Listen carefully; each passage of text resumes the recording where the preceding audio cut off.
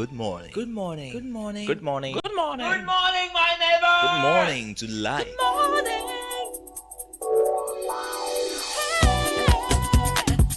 Music, talk,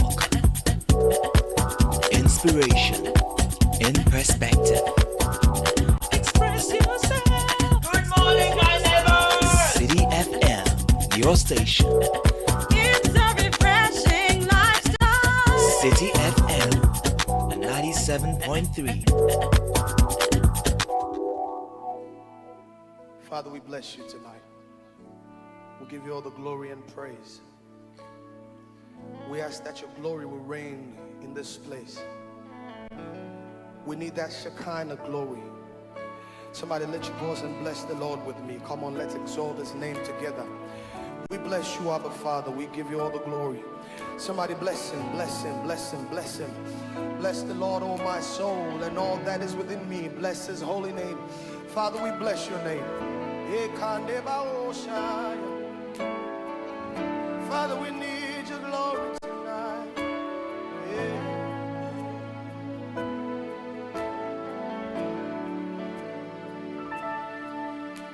So we will never move until you lead the way.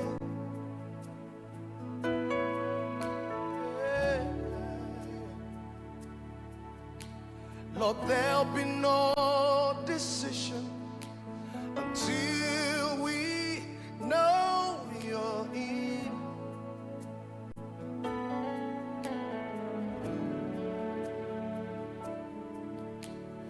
We will never move until you lead the way. Hallelujah. Unleashing the power of Lord, Republic there'll be Radio. no This is Citi decision 97.3. until we know you're in. Somebody lift your voice with me. Said we will never move, say we will never move until you lead the way. Oh God, Father, there'll be no decision until we know you're in. Hey, we bless your name tonight. So we will never move. Hallelujah.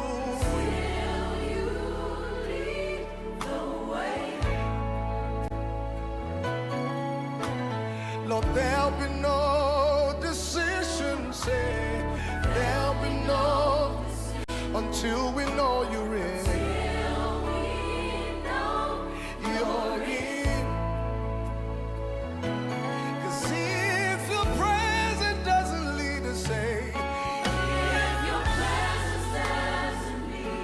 then take us any further.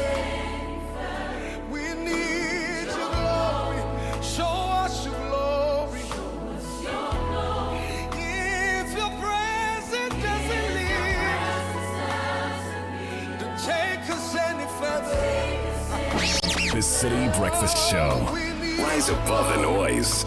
This is the Citi Breakfast Show. The city's biggest conversation. we will never until you leave. Oh, there'll be no decision until we know that you are. Yeah. There'll be no move, yeah, until we know that you will lead it.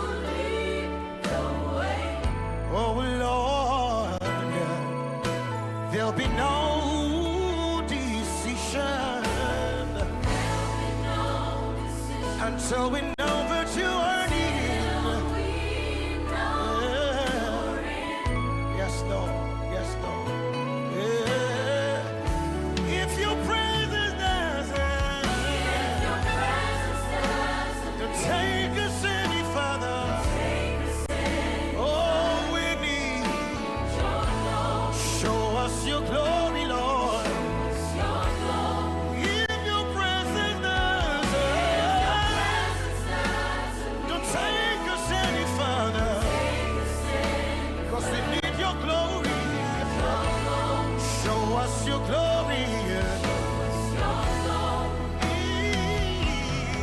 28 after 6. July 3, 2025.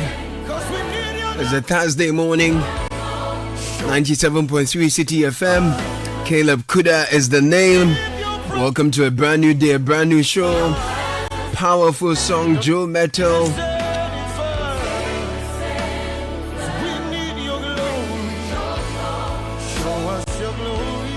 And Pastor Isaiah Fosukwache harmonizing a very powerful story that for me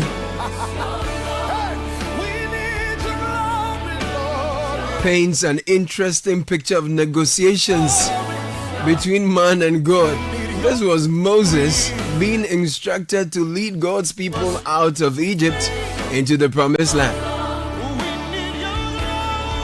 And he says, if you're pleased with me, teach me your ways, so I may know you and continue to find favor with you. Remember that this nation is your people.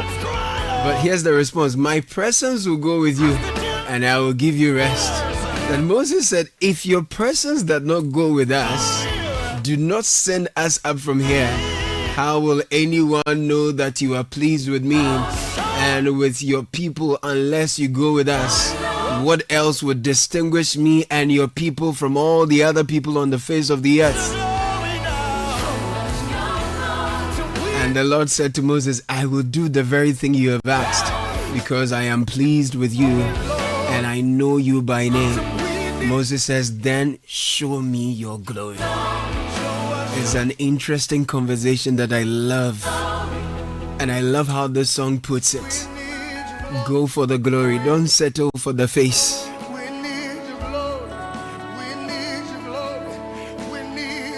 Don't rush out of the wait. Pursue the glory. How else would the people know you are with me? How else would the people know we found favor with you? What will distinguish us from every other person? Moses had walked long enough with God to know that it's great to have his presence, but he must go ahead of him.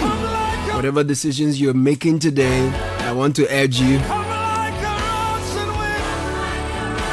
to look forward to that rushing wind.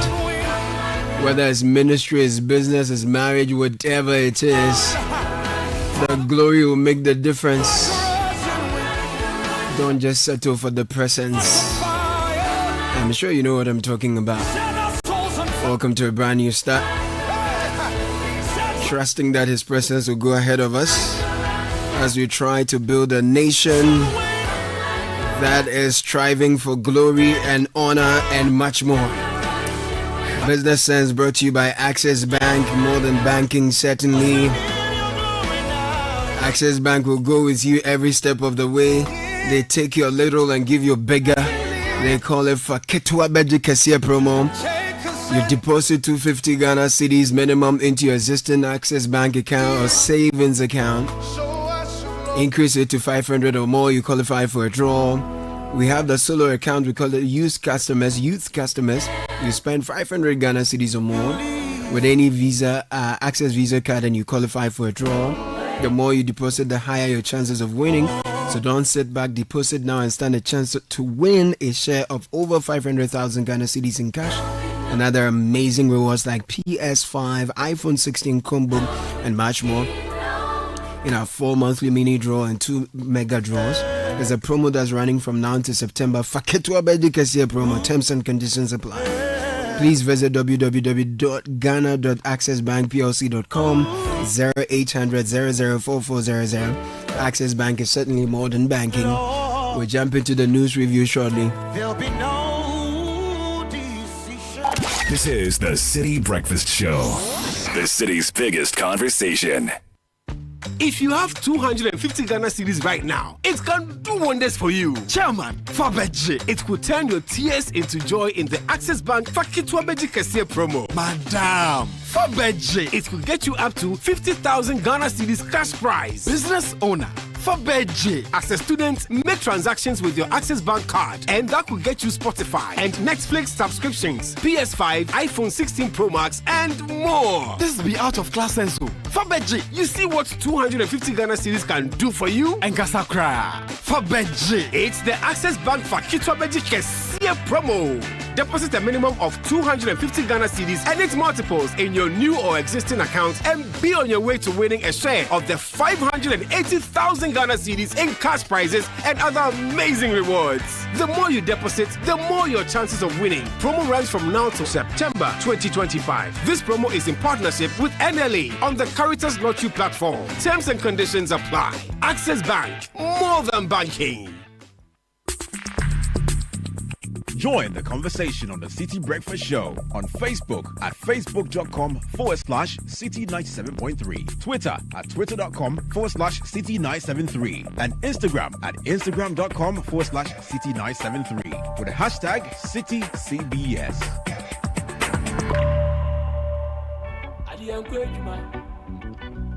As someone suspect, when you pay as a bit. And if you are like you, I will know so how far. Yeah, how far then? Miss Alpha, I will know for that city. Oh, Mr. Belko, if it's a one of what they have to face.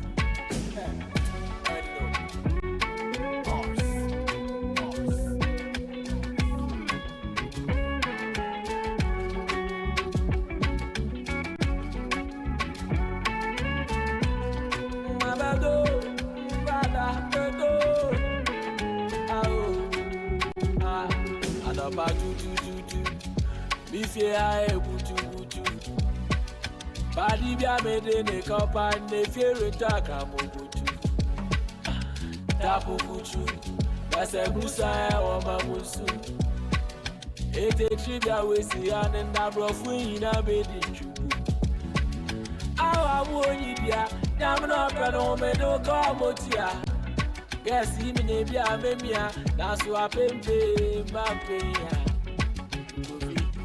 ameda bonsemi emi neba anyemete abansemi emi neba anyemete abansemi emi nebo ofi osabu fili da abansemi emi neba.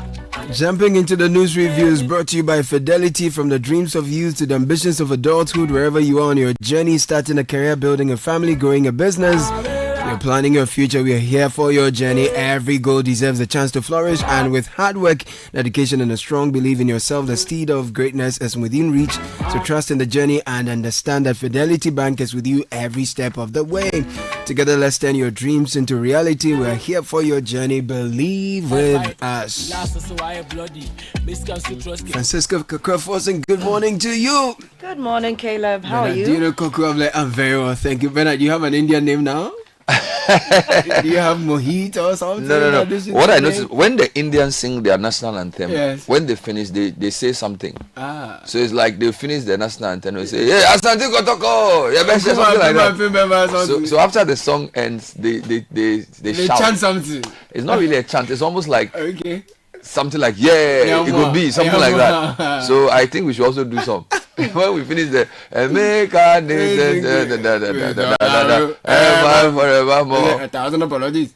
No, it's a serious shout. It's more like a call to action. It's almost like so you have the Black Stars when they finish, they do they jump something. They all do it. It was really nice.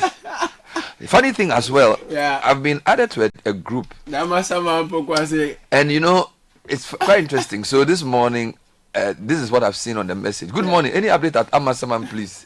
Then somebody said it was go slow around 6 a.m. No broken vehicles. It's okay now. Mm-hmm. Yesterday, any update from Pokwasi? Yes. Free flow to Pokwasi from Neopla. Uh-huh. I mean, it's a whole employment work. People are giving updates. No, my God. Which route to use to get home? No. This vote should be paid by the taxpayer. Yes, but I'm happy to say that following our show yesterday, Yeah. the issue of roads came up strongly in Parliament. I suspect either they were listening to us or something. Yeah. Because I heard Apenyo Makin talk about it. The roads minister was there. So for all those who've been complaining about roads, this morning we'll take you back into Parliament. Solid. And I think some useful information came from there. Yeah. And also we'll do some follow-ups for you on when you should legitimately expect some development on your roads. Yes, so that's coming in from Parliament. But I think I can start. Sure. Where should I start? Chronicle. Yeah. Osahini Rose government over 360 million World Bank cash. I think this is basically yesterday's stuff, right? Yeah. Mahama 24 economy path will be challenging, but so this is what Mahama is saying about 24 economy. His photograph on the front page of the Chronicle. Okay, the Daily Guide on front page, they also have the 24-hour economy story saying it will cost $4 billion. That's according to President Mahama. Indian PM arrives for strategic partnership meetings. And Abuma North EC to rerun polls in 19 stations. Gold board NS arrests 10 Chinese for illegal gold trading. Comes with a picture of the cash that was seized as well as other things. And as well as Sami Jemfi, and also dismissed Tokono's judicial review. That's coming from the Attorney General. The Daily Graphic, President starts 24-hour economy engine. Ambitious plan to revamp industry. He is photographed here with his vice and the Minister for Trade unveiling the 24-hour economy logo. Also, President Mahama welcomes Indian Prime Minister for 3-day state visit.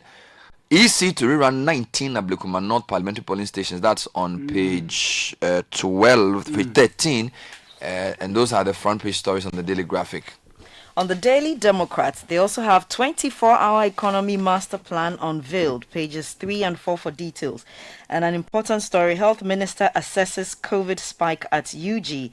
Sami Jemfi declares war on gold board smugglers, and LEAP beneficiaries celebrate grand increments nationwide. Moving on to Daybreak, Government cancels Fidelity Bank contracts. Mahama nominates 4 deputy ministers. Baba Sam wants Nana J cited for contempt. And Gold Board busts 10 Chinese illegal gold traders. Meanwhile, Kasua Winneba and other key road projects stalled over unpaid contractors. This is from Parliament. The Observer also has the 24-hour economy story. We've moved from slogan to action. That's President Mahama. Also, Chief of Staff backs GNCCI Youth Drive. Other stories, Ghana's June inflation sharply declines to 13.7%, lowest since 2021. Meanwhile, the New Republic is showing Mahama walking. And it was when dark. And you know when like you wear your suit and you hold the button. You know, it's like, yeah. So Mahama walks the talk. 24-hour economy set to revolutionize Ghana. No, see, the picture is really telling a story, right? Yeah, so it's like he's walking. Yeah. Meanwhile, a number of stories. Yesterday, you read one of them. I want him to fail. Ex-Subin MP goes unpatriotic, wishes President Mahama bombs, despite huge public support. I'll never understand why he said such a thing. AG moves to stop Arabas' delayed tactics. Group calls in Asante in his intervention. Also, Issa hit Humble Pie, set to July 11 to rerun 19 polling stations in Abuma North. And Abronya whips for public purse looters, drags Iyoko NIB AG to court over hash bill conditions. Let's come back to you. Right. So let me take you online quickly. If you go to channel1news.com, 24-hour economy built to power private sector growth. Guzitano is here. Street beggars back weeks after Ghana Immigration Service crackdown in Accra. We won't accept EC's U-turn on Abuma North. NPP's QF3 is speaking, and we trust Irabina Albing to win Abuma North rerun. This is the NDC. Top-down approach risks deepening party apathy, Patrick Boama tells the NPP. If you go further down, other stories here. Fuel levy takes effect July 16. That's been here for a bit. And then also Parliament approves 360 million. That's a bit earlier as well. Let me just take you to citynewsroom.com now. And Mahama is restoring credibility to governance. This is Guzitano. Came out from your interview with him yesterday on Point of View. 7 new Supreme Court justices to be sworn in today. Mahama confers Ghana's highest honor on Indian Prime Minister Modi. And then also ECG. Their revenue has hit 1.6 billion Ghana cedis in the first half of 2025. This is the sector minister speaking. And UPSA students push back against midweek dress code rule. A bit of incident coming from UPSA over there. Utilities, rent and waste disposal lead Ghana's inflation drivers despite overall price decline. This is the High Street Journal. Volta Economic Corridor lifeblood of 24-hour economy, philosophy, potential, and impact. Ghana secures $70 million climate adaptation boost to build rural resilience. That's also on the high street. Now, 24-hour economy policy will be private sector led. This is Harun Idrisu speaking on My Joy Online. There's an explainer on what's inside Ghana's 24-hour economy blueprint, and sure, education is the bedrock of Mohammed's 24-hour economy. This is Harun Idrisu once again. Uganda military helicopter catches fire in deadly Somali crash. That's on the African front. And then also Congolese army destroys plane. Rebels claim was carrying aid. These are some stories from global scenes. We can jump into the details. Let me start with the Daily Graphic because they lead with the 24-hour economy launch. Yeah. And it says that President John Dramani Mahama yesterday unveiled an ambitious plan to keep the nation's engine running around the clock, an initiative expected to radically transform the country's economic landscape. It's the flagship 24-hour economy and accelerated export development program launched at a packed AICC, hailed by the president as a national reset and a bold strategy to revive the struggling economy. So this is like NDC's big plan. Yeah. All right. I think this is a big push at two of the big things. Meanwhile, now elaborating on this anticipated transformative vision, the president stressed that the initiative represented more than just policy tweaks and signaled a comprehensive shift in the national economic direction. Now, I'm sure you know the highlights. So there are three, they call it pillars for the economy. Then it has 4 principles, and then it has 8 programs, and then it has many projects. That's the way we choose to look at it. So you have things like Grow 24, Agriculture Bill 24, Show 24, which is showbiz, and then there's Access also 24 and Fund 24, Aspire 24, and then Go 24, and then Build 24, I believe it is. So those are the. Now on implementation, the 24-hour economy policy is a cornerstone of the Mahama administration's economic vision, expected to promote job creation. I'm told 1.7 million jobs in the 4 years, stimulate investment and strengthen Ghana's global competitiveness. And then it seeks to re-engineer Ghana's productivity architecture, integrating key value chains across time zones to harness the potential of every Ghanaian every hour of the day. Now, just finally, addressing misconceptions about the initiative, President Mahama clarified that the 24-hour economy was not merely about extending working hours, but about unlocking productivity, expanding opportunities, and accelerating exports through structured interventions. I'm sure there's more on this. Yes, I'll get a bit of that story, 24-hour economy, from the Daily Guide. And President Mahama is saying it will cost $4 billion. President John Dramani Mahama has announced that the government's ambitious 24-hour economy and accelerated economy export development program will require an investment of $4 billion to fully implement.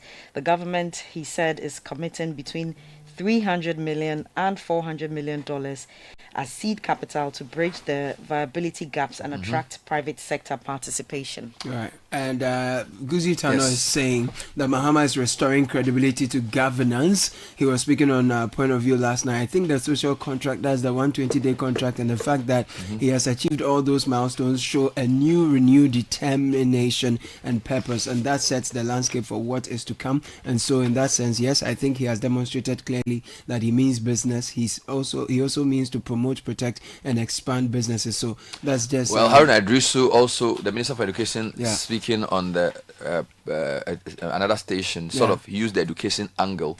He said the 24-hour economy will be private sector led, but he also says that it will focus on education as well. So basically a lot of good feelings about 24-hour economy. The next story making the big news is the Indian Prime Minister.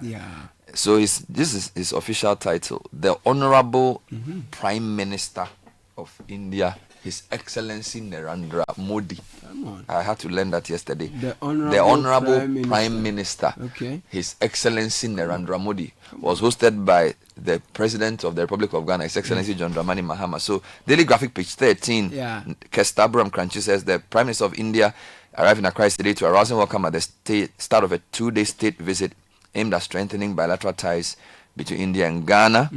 And a significant gesture, President Mahama personally, because President Mahama doesn't usually go and meet people, but I think this is the first time an Indian Prime Minister has come to Ghana in 30 years. So he received the Indian Prime Minister at the airport, Himself, right. where the two leaders shared warm embrace, symbolizing the strong diplomatic relations between the two nations. And I need to say, we have a very strong Indian community. They were very excited. Yeah. There was a state banquet for the Indian president, Prime Minister, and a lot of them were there. A few points to note. The man was conferred with, it's not the highest state award. I need to correct that. Okay. So he was giving the officer of the Order of the Star of Ghana. So the star, that order is the highest category. Okay. But the rank is officer is the second highest. So the companion is the highest. Companion of the Order of Voters. Yes. So he was given, but it's still high enough. Right. And his visit to Ghana was part of a 5-country visit.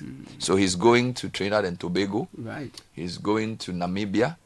He's going to Brazil. Right. And he's going to Argentina. Okay, so 2 African countries, Ghana's one. So you've been to Namibia. Yeah. He's also going there. You are from Ghana. He's also in Ghana. He's been here. And then he's going to TNT, Trinidad and Tobago. I'm sure you go there soon. Very, very soon. And then he's going to Brazil. And it's interesting because, India and Brazil BRICS. Yeah. Right. So The summit is coming up soon. it's very significant. They signed some MOUs and they had talks. According to the paper, the talks focus on agriculture, health. India has a lot of things in the pharmaceutical sector, defense cooperation, IT? and the establishment of joint commission. IT is under the education rubric, I believe. Super. Yes, Good. so they wanted to establish a joint commission. There will also be discussions towards making Ghana the vaccine hub of Africa. Among agreements to be signed will be an MOU between Institute of Traditional and Alternative Medicine of the University of Ghana. President Modi will also be hosted at a state banquet where those were happening yesterday. And then he would also address Parliament today. Okay. And then he will pay respects to the Osajifo. Solid. Nobody comes to Ghana without visiting Osajifo. You understand? Charlie. Osajifo never is serious dies. brand. So He whoever never comes, have you noticed that every foreign visitor who comes to Ghana It's a pilgrimage. has to go to the mausoleum, pay homage to Osajifo. Otherwise, your visit is not complete. Let's pray that our people have done their No, place Nkrumah fine. never Sometimes I dies. feel that the foreigners appreciate who Kwame Nkrumah was 100%. more than those of us. We are just No, we are still arguing. we are not serious with Nkrumah. But he went to, so today he will do Parliament and then he will do Nkrumah Mausoleum. Okay, great. Now, Okay. Kaka. let's go to Ablikuma. Yes, Ablikuma North, Yes. where the EC is to rerun polls in 19 stations. The Electoral Commission, EC, has announced that it will rerun the Ablikuma North parliamentary election in 19 out of 37 polling stations on Friday, July 11, 2025. A statement issued and signed on Wednesday, July 2, 2025, by the Deputy Chairperson in charge of operations at the EC, Samuel Tete, said the decision to rerun the election in the 19 polling stations follows extensive deliberations with the 2 major political parties. According to the EC, the meeting with the parties was a follow-up to an earlier engagement held on Thursday, June 12, 2025, which gave both parties the opportunity to brief the Commission on new developments regarding the parliamentary seats for that constituency. Both parties, the EC stated, maintained their earlier positions presented at the previous meeting. So the NDC, the National Democratic Congress, held the view that the election should be rerun in all 37 polling stations, arguing the scanned pink sheets used for the collation were submitted by the NPP. Meanwhile, the NPP insisted that the EC should collate results from the 3 outstanding polling stations and declare a winner, since the NDC agents had already verified and confirmed the scanned pink sheets. Well, the EC has taken its decision. Yeah, so there's a lot of reaction to this. I'm sure you've read the MPP's view. They're not very Ablikuma happy. North, she says we won't accept rerun. This is a queer free year. And the NDC says they are looking forward to a good turnout, good results after that. So that's just some feedback relation. So it's July 11. Yeah. Now, still on elections, Patrick, Boama MP for Okankwe Central says expand electoral college or risk apathy. Yeah. So MP for Okankwe Central, Patrick Boama, has called on the leadership of the MPP to expand its electoral college and embrace broader participation in internal elections as part of urgent reforms to tackle growing voter apathy within the party. In a letter issued on Wednesday, July 2, Mr. Boama stated that the MPP's ability to strengthen internal democracy and restore institutional credibility hinges on inclusive electoral reforms that empower its grassroots. According to him, expanding the electoral college to involve more party leaders, members, especially those in good standing, will enhance transparency and renew confidence in the party. And then he also made other proposals in the letter. He recommended that new executives be elected before, this is critical, the selection of a flag bearer for 2020 general elections. So this is the real sticking point for the MPP. He wants the party execs to be elected before the flag bearer. Yeah. Some other people think Not the other otherwise. way around. So keep an eye on that Let story. me bring you some utility stories. Ghana Water Limited shuts down wager treatment plant for repair works. So that means that if you're in the following neighborhoods in Accra, you're not going to have water for some time. Kolebu, Dansuman, Mamprobi, parts of Wager, Gbawe, Malam, Anya, Kwashiman, Ablekuma, Dakuman, Kaneshi, Tesano, Odoko, Sowutuum, La Paz, parts of Achimota, North Industrial Area, and nearby communities. So what's happening is that there's a temporary shutdown of the water treatment plant.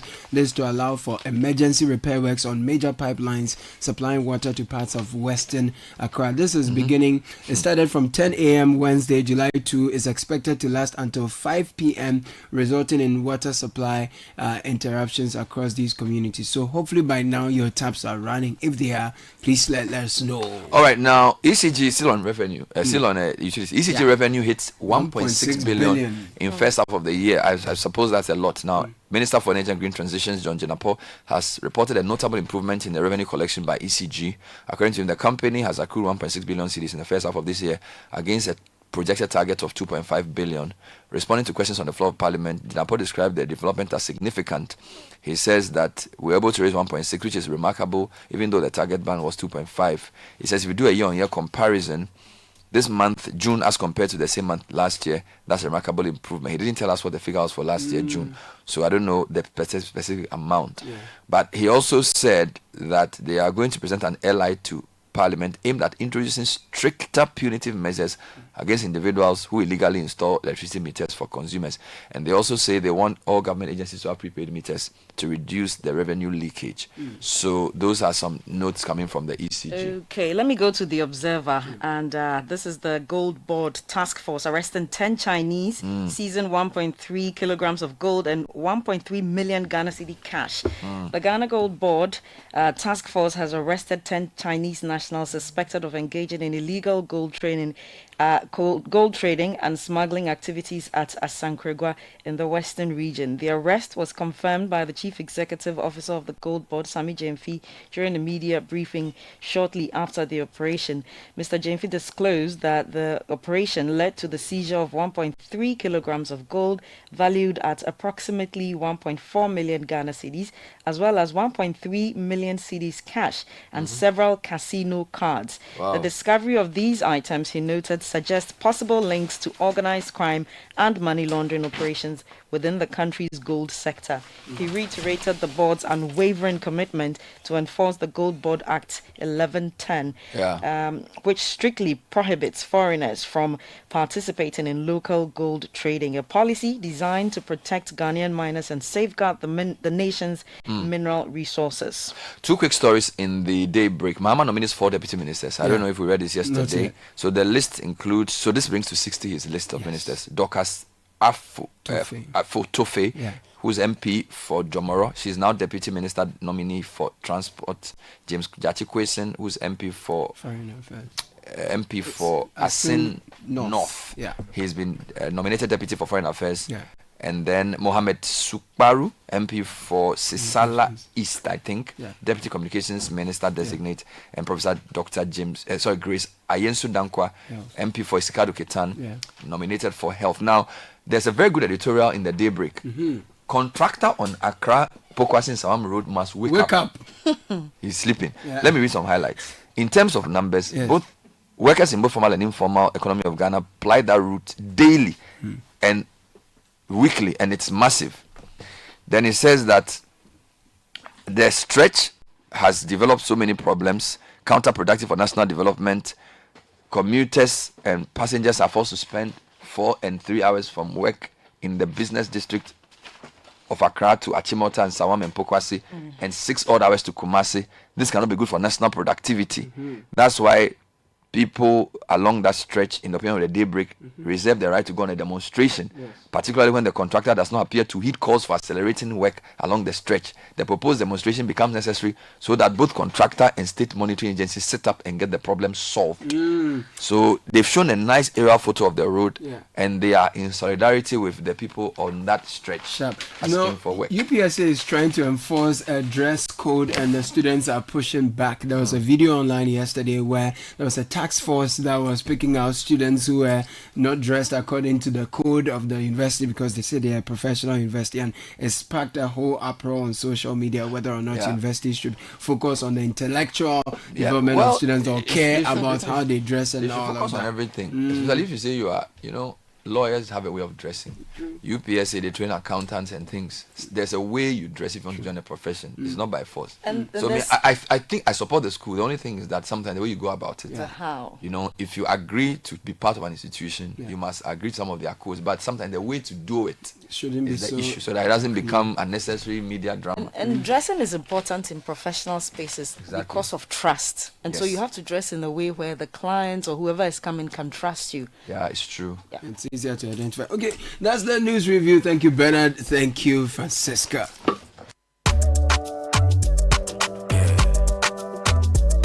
Let's go. My body, when you wake up in the morning and you know the money calling, oh, you go work, but you know it's out your side. If I believe with us, if I hold my hand and believe, cause you know it's out your side. And when you dream, no say I did for you. And when you hustle every day, when you wanna go, anything you do, I did for you. If I believe I did your side, Fidelity. If I believe with us, Fidelity. If I know I did your side, Fidelity. Oh, jump on now. Go. Google me. At what time will you come back where I don't hear the sound of your car? Why you buy new car? No, I don't change my car. It be the same, right? It be the fuel where I change. Way one shouts it. Ever since I started using the all-new Excellium Premium Fuel, fortified with 3-in-1 action. Oh, Joe, now my car they run like electric car. No, it's so. This is the type of fuel where they want to. Cause now engine they cost. Where they want for way if I buy it, it go protect my engine. And with the small way I buy, I go drive, sir. Absolutely. It's like strapping a turbocharger to your engine and giving it a protector. And what they bust my mind, Seth, be the 3-in-1 action, no? Excellium, they prevent up to 99% of deposit. It be anti-wear, some be anti-corrosion. Won't pay when I open there. Hey, so where can I find this magical fuel? Just head over to any Total Energy service station and your car will thank you. Hey, then make a finish my gobe fast, then rush go Total Energies. My friend, but why you hand my gobe inside? I give you info. Make a fill the gobe too small. The go. Excellium is designed to protect your car engine, decrease fuel consumption, and lower CO2 emissions. Don't say fuel, say Excellium. Choose Excellium, choose quality. This is the City Breakfast Show, the city's biggest conversation. The City Breakfast Show. Rise above the noise.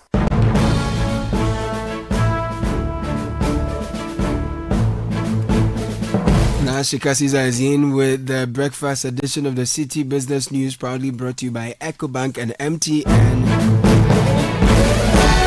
Good morning, Na Shikasiza. Good morning, Caleb. Hello and welcome to the breakfast edition of the City Business News, proudly brought to you by MTN, Goyle and Ecobank. I'm Nashika Caesar. Coming up, headline inflation drops to 13.7%. However, rent, refuse disposal and yam still pushing prices. Also coming up, government urged to leverage 24-hour economy to address the country's growing housing deficit. And later, Ghana Statistical Service to begin data collection on businesses nationwide. We'll tell you why.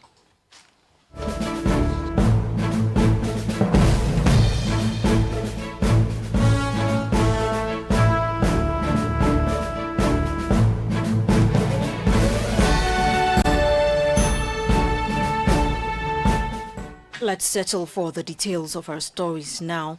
Ghana's inflation rate may be inching closer to the government's end-year target, dropping sharply to 13.7% in June, but rent, electricity and unexpectedly refuse disposal, charcoal and yam remain the top 5 price pressure points driving inflation.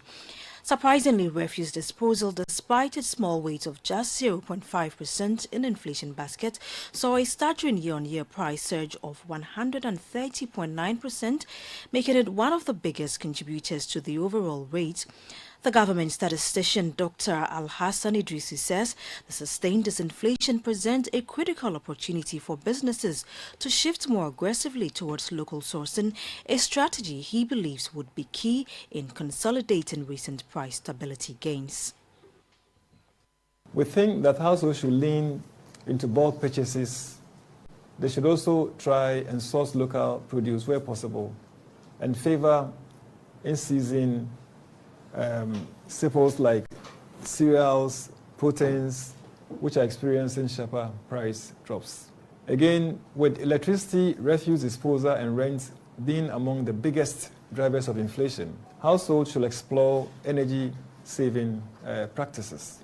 And for businesses, we've seen inflation on locally produced goods declining faster than imported ones. So businesses can actually reduce their exposures to the global supply shocks that we are likely or we are experiencing already by increasing local sourcing, especially for food, packaging, and also logistics inputs. Again, businesses could practice strategic pricing, not sharp increases in prices, given that disinflation, and even in some months we've seen, on monthly basis, we've seen some products actually reducing in their prices. And as we know, consumers are becoming more sensitive to price movement. That was the government statistician Dr. Al-Hassan Idrisu.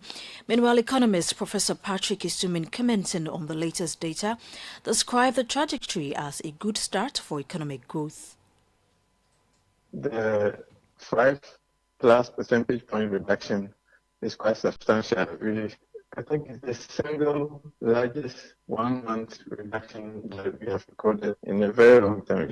The good thing about this is that the reduction was quite broad-based. Even the food inflation that we have struggled to bring down on a consistent basis, we've seen a very hefty reduction in the food inflation. The non-food inflation also saw a reduction. Then if you look at inflation on locally produced items and imported items, both have come down. Again, we have struggled with bringing down inflation on locally produced items, and we've seen a substantial reduction. So I think overall, whichever way you dissect the numbers, this was an extremely good report. You heard the economist Professor Patrick Isumin.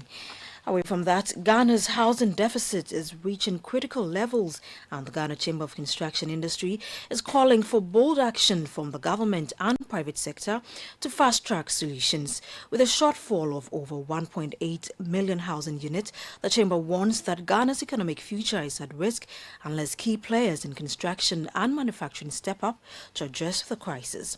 At the 6th Ghana Investment and Trade Week in Accra, Emmanuel Cherry, the CEO of the Chamber, called on the government to work hand-in-hand with industry leaders to leverage the 24-hour economic initiative as a powerful vehicle to solve the housing problem while boosting economic growth. 24-hour economy can only be materialized if the private sector has a role to play, a direct role to play. The government alone cannot play that without the tacit support of the private sector players. So therefore, we have a responsibility. As we speak today, we have housing deficit over 1.8 million in arrears as we speak, which means we must make a conscious effort that annually we must provide not less than 250,000 housing to feed the market. What are the mortgage facilities that we need to access for us to be able to benefit from housing is a challenge. So therefore, we need to brainstorm among ourselves what are the alternatives that we can propose to government so that our pensions can be utilized properly. That was the CEO of the Ghana Chamber of Construction Industry, Emmanuel Cherry, speaking there. Now, presidential advisor on the 24-hour economy and accelerated export development programs, Gusi Tano, says that 24-hour economy policy is a strategic response to build resilience against external economic shocks. Speaking on the point of view on Channel 1 television with Bernard Avle, Gustitano explained that the policy is aimed at boosting food self-sufficiency, enhancing food sovereignty and driving productivity across key sectors of the economy. That is the purpose of the 24-hour economy program, to create food self-sufficiency, food sovereignty. We import 2.6 billion of food every year. That's a major charge on foreign exchange. And could lead to a slippage of foreign exchange if indeed you have the kind of supply chain problems after COVID and the escalation in food prices, particularly grain and oilseeds. All right? So we must prepare for that by increasing our production. All right? And as you remember, I told you that within 18 months of the start of the program, we'll begin to see results in terms of output. I think we're beginning to see results of Feed Ghana slowly seeping into the figures with this 6.7, because the crop component of the agricultural, the composition of the agricultural GDP is going up. Fisheries has gone up by 16.3%. So gradually, we're beginning to really produce and respond to the market situation as is evolving. Gusi Tano is presidential advisor on the 24-hour economy and accelerated export development programs. Now, ahead of the second phase of the Integrated Business Establishment Survey, IBES, on July 10, the government statistician Dr. Idris Al-Hassan has underscored the importance of accurate business data in shaping effective policy. The survey will cover over 44,000 businesses nationwide, aiming to build a comprehensive business register and provide insight into the structure of Ghana's economy. Speaking at the closing of a training program for IBES field officers, Dr. Al-Hassan urged businesses to support the exercise, noting that their participation is key to fostering a transparent and responsive economic environment. We want to provide assurance to businesses that will give us information, that the information we are going to get is not going to be used for punishment on the firms. Not at all. It is rather going to be used for national development. So that assurance we are providing to businesses. But we are also calling on all businesses in the country that you see these young men and women who would knock on your doorsteps to collect the data. Please, when they come, welcome them. Please, when they come, receive them nicely, and just know that they are people from Ghana Statistical Service who have undergone training. Dr. Idris Al-Hassan is the government statistician. Now, on the interbank market today, the dollar is going for 12 cedis, 40 pesos. The British pound is going for 15 cedis, 80 pesos. And the euro is going for 14 cedis, 80 pesos. And that's all for the breakfast edition of the City Business News, proudly brought to you by MTN, Goyle, and EcoBank. I'm Nashika Caesar. Many thanks for your company. Do have a great business day. Charlie, where are you? Boss man, I'm at the bank. Really? But your car is in front of your house. Bro, my bank on my phone, Charlie. Oh, how? EcoBank, bro. With EcoBank mobile app, I can do everything, anywhere, anytime. Listen, I just checked my account balance, paid Ahmed's school fees, and sent money to my grandma at Walwale. Oh, wow. Wow. Masa, just download the EcoBank mobile app from the Google Play Store or the App Store, or dial *770# and be your own bank manager. Manager. Whether to pay bills or fees, to check account statements, send money across Ghana, abroad, and more, EcoBank mobile app has got it covered. EcoBank Mobile, making everyday people live everyday lives the EcoBank way. EcoBank, the Pan-African bank. Hello, Madam Eunice. Good morning. Good morning, dear. Please, I'm following up on my order. The dispatch will bring it, eh? Don't worry. Hey, Madam, it's been 4 days. Aden, is that how you do business? Oh, young lady, relax. The pressure is too much. As for today, dear, I must get my package. Oh. Hello, Madam. Hello. Hey, Hey, she has hung up on me, oh, and I don't even know her and where her shop is. Oh, Erade. Oh, sister, never send e-cash to any vendor you do not know or whose authenticity you have not confirmed. Davida, always make sure to confirm details with the vendor when engaging in online payments. Also, remember to make payments of your orders on delivery to avoid being scammed. MTN. Join the conversation on the City Breakfast Show on Facebook at facebook.com/City97.3, Twitter at twitter.com/City973, and Instagram at instagram.com/City973 with the hashtag CityCBS.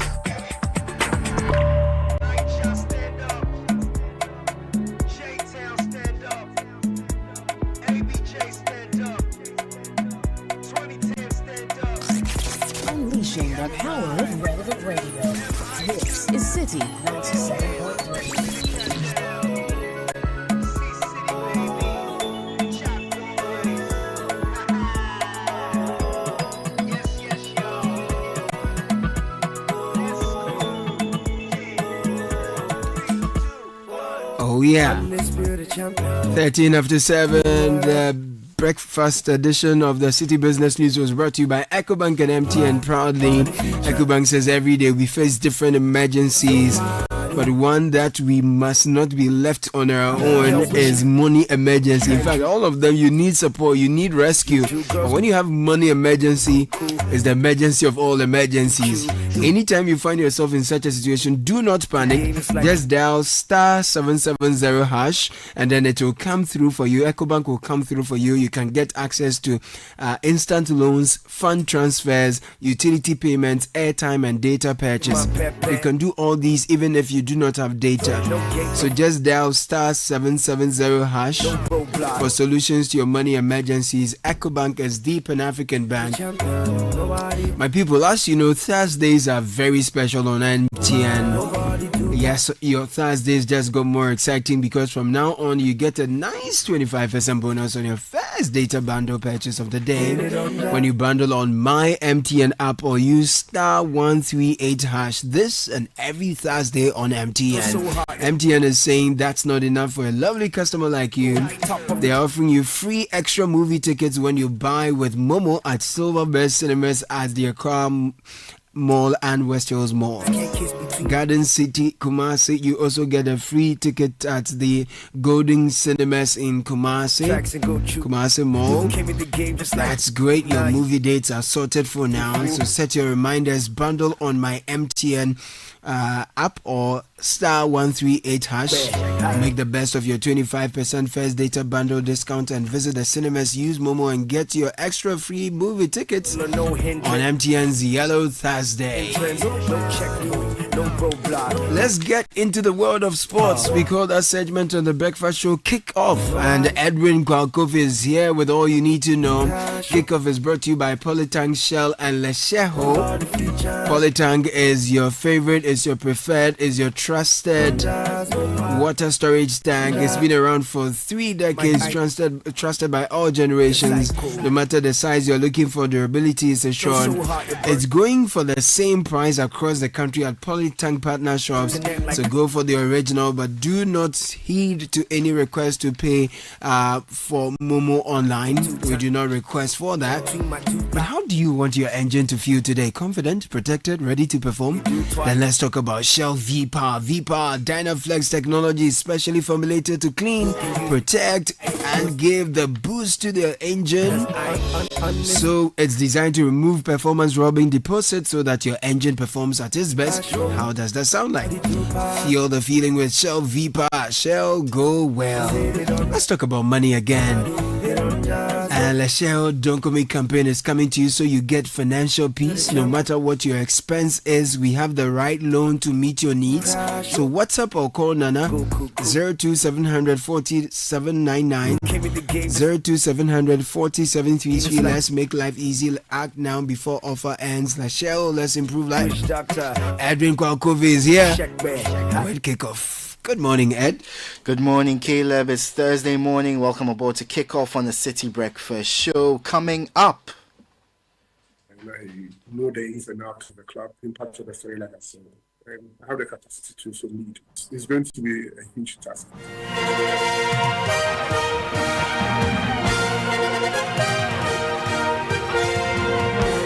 We'll hear more from the new CEO of Ghana Premier League side Nations Football Club, and later. When it comes to offside, our assistant referees are still having gotten it very well with regards to interfering with opponents and gaining advantage. The GFA says it's worried about the application of the offside rule. We'll hear what it intends to do about the situation. More on Kickoff, which is powered by Shell, Goyle, Politangana, and Lesheho. Let's improve life.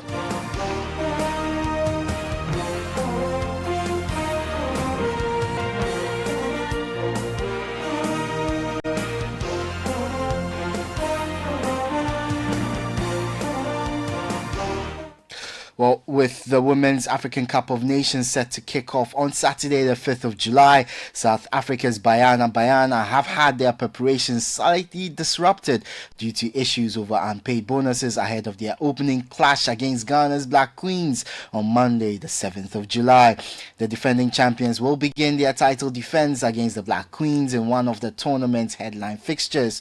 There's more in this report by my colleague, Kabi. South Africa's Bayana head into the Women's African Cup of Nations buoyed by their success at the last edition, where they defeated host Morocco in the final. At this year's tournament, which kicks off on July 5, 2025, the defending champions are joined in Group C alongside Ghana's Black Queens, Tanzania, and Mali.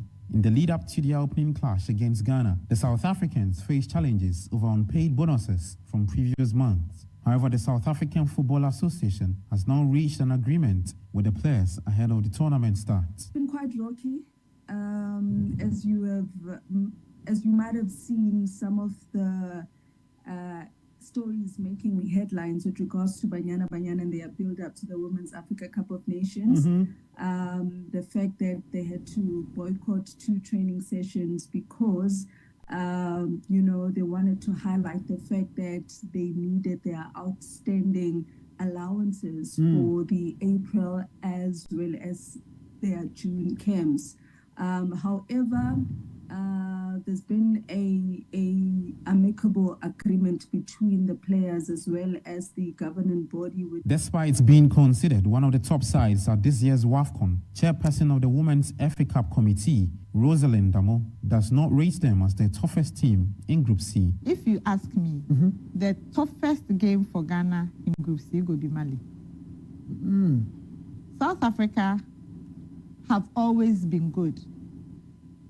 2022, if they say them get good reward for the momentum way they start build from 2016. I mean, if you take 2016, it be that time where they freshly confirm these realists after their 2015 fiasco. The Black Queens are hoping to progress beyond the group stage for the first time since 2018, when they suffered a group stage exit as host of the tournament. The report was put together by my colleague Gabi Ofe. Let's head to the Ghana Premier League, and the newly appointed CEO of Nations Football Club, Kennedy Boakye-Ansah, says his new role is a huge task, but one he believes is cementable. Speaking to Citi Sports after his appointment was confirmed, the former brand's manager expressed confidence as he steps in to replace Kwame Chumisi-Dankwa. They have to think twice and immediately accepted the offer. So I've been part of the club right from where it was purchased. And I know the ins and outs of the club, in part of the story, like I said. And I have the capacity to also lead. It's going to be a huge task. It is extremely surmountable. I know my responsibilities have changed. I know I'm supposed to bring a lot more innovations around the club and all that. But with the support of my other management members, I know pretty sure that we'll be able to be successful. Kennedy Boakye-Ansah also says Nations FC maintains a solid relationship with the GFA despite the issues at the end of last season. You may recall that the club walked off the pitch during their GPL game against Basaki Holy Stars, a decision that ultimately cost them the title as they were deducted points. He insists that the episode is now in the past. We have a pretty good relation with the Ghana Football Association, led by my big brother, Secretary. I had an opportunity of serving on the Electoral nomination committee, Fisher Cup committee. So we actually organized that tournament in 2019. And I know the challenges that Ghana football has gone through post the analysis process. And I think that Mr. Craig will has laid the foundation. We might not see the benefits now, but I'm pretty sure that in the not distant future, we'll start seeing the benefits of the foundation that is laid for Ghana football. Nations FC have been a part of the story for the past 4 years. We do not have any ill relationship with the GFA. We know football is governed by rules. The issues that happened in Basake, we actually saw the need to boycott the game, not just because of anything, but we felt that human lives needed to be preserved, especially when police issue was very fresh in our minds. Kennedy Boache Ansa is the new CEO of Nations Football Club. Asante Kotoko striker Kwame Opoku says the tragic death of fan Francis Yao Frimpong deeply affected his form last season. Yao Frimpong was stabbed to death during Kotoko's Ghana Premier League match against Nswatraman FC on the 2nd of February. Opoku says the incident and the league suspension that followed disrupted his rhythm, and he believes he could have scored more had the season continued. I believe I could have done better because I started very well, but after the death of our late brother Pole, we stopped for a while. So when I came back, I wasn't the same Kwame, but I have to cycle myself and then speak to 1 or 2 people and then regain my momentum and then started doing quite well as well. So that wasn't the numbers I wanted like last season. Like that wasn't the numbers at all, but I believe I could have done better or score more goals and then help the team. So in next season, I will try to improve on certain things. Even the chances, some of the chances that I've been missing, I'll try to work on that so that next season won't be a difficult one. The voice of Kumasi Asante Kotoko striker Kwame Opoku. Now the referees manager of the Ghana Football Association, Alex Quartey, has raised concerns about assistant referees' poor grasp of the offside rule across all levels of Ghana football. Speaking to Citi Sports, Quartey admitted officiating has faced major criticism this season, with clubs like Accra Lions questioning referee decisions. He says the GFA has taken note of plans to focus training on efforts to improve understanding and application of the offside rule. Then when it comes to offside, our assistant referees are still having gotten it very well with regards to interfering with opponents and gaining advantage. Okay, so these are the areas we have identified, and we think that we need to do more work with them on that area. So like I said, generally, they are just small areas that we need to work on. And I believe that if they are able to as it were, analyze incidents quickly with a little bit more of intelligence, I believe that we will get there. And so 8.5 for me, I think is a good score.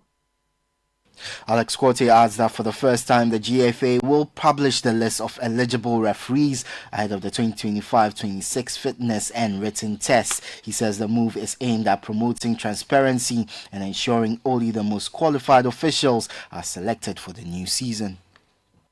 It is always good that we start with the instructor's course. And like I said, it's for both the fitness and the technical. And so that is what we are going to do. And so for this year, the only new thing that we have added is to do a publication of the eligible referees. So over the years, we allow everybody to come and run, and then before we do the selections. But this time, we are going to do a publication of the list of referees who would have to come and take part in the written tests and then the fitness test. That was the manager of the referees at the Ghana Football Association, Alex Corte. Let's move to foreign stories. And Black Stars winger Kamaldeen Sulemana has joined Italian side Atalanta from Southampton for a fee that could rise to £80 million. The Saints have included a sell-on clause in the agreements. The 23-year-old was signed back in 2023 for a club record fee, £22 million, and made 74 appearances. And finally, Thomas Muller says he's grateful to have spent his entire career at Bayern Munich and holds no hard feelings over his contract not being renewed. With the Club World Cup set to be his final tournament for the Bavarian Giants, Muller says there's no bad blood, just gratitude. I felt not hurt because it's, a relationship between a club and a player, even if it's such a romantic or special relationship, is always based on business decisions or football decisions. And there are always moments during a contract where one side thinks, okay, I'm wrong in this place. Always. It was totally okay. What happens, happened. But in the end, I never had the feeling that anyone of the club was disrespectful or That was Bayern Munich legend Thomas Muller, and that's the latest in the world of sport. For more on all these stories, visit citysportsonline.com. Kickoff is powered by Shell, Goyle, Politan Ghana, and Lesheho. Let's improve life. I am Edwin Kwakofi. The City Breakfast Show with Bernard Avler continues.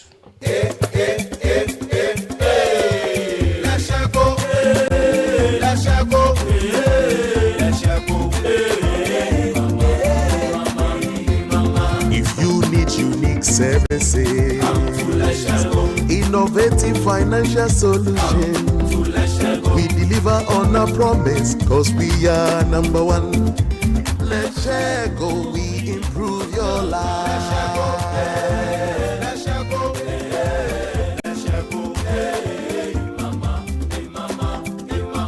Even when you're stuck with nothing, no matter your situation, let's share go, we improve your life. Let's share go, hey, let's share go, hey, let's share go, hey, mama, hey mama, hey mama. Let's share go, we improve your life. Papa no ankasa. Polytank is everywhere, durable and authentic. Stronger brand you can trust. Polytank, we get some more.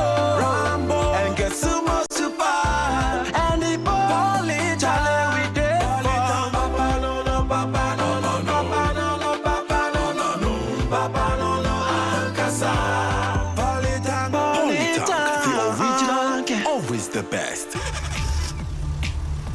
Do you ever wonder how your car's engine is doing as you drive? Not often. Does it feel confident and protected, or is it tired and struggling? I have a busy schedule, so I leave matters of my engine to Shell V-Power. With Shell V-Power, you can feel confident because it is the best ever fuel designed for performance and efficiency. Shell V-Power removes performance-robbing deposits, so you can feel protected. Fill up with Shell V-Power at a Shell service station near you.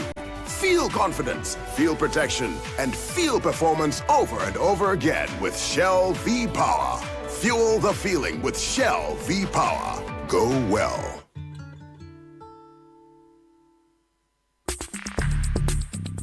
Join the conversation on the City Breakfast Show on Facebook at facebook.com/City97.3, Twitter at twitter.com/City973, and Instagram at instagram.com/City973 with the hashtag CityCBS.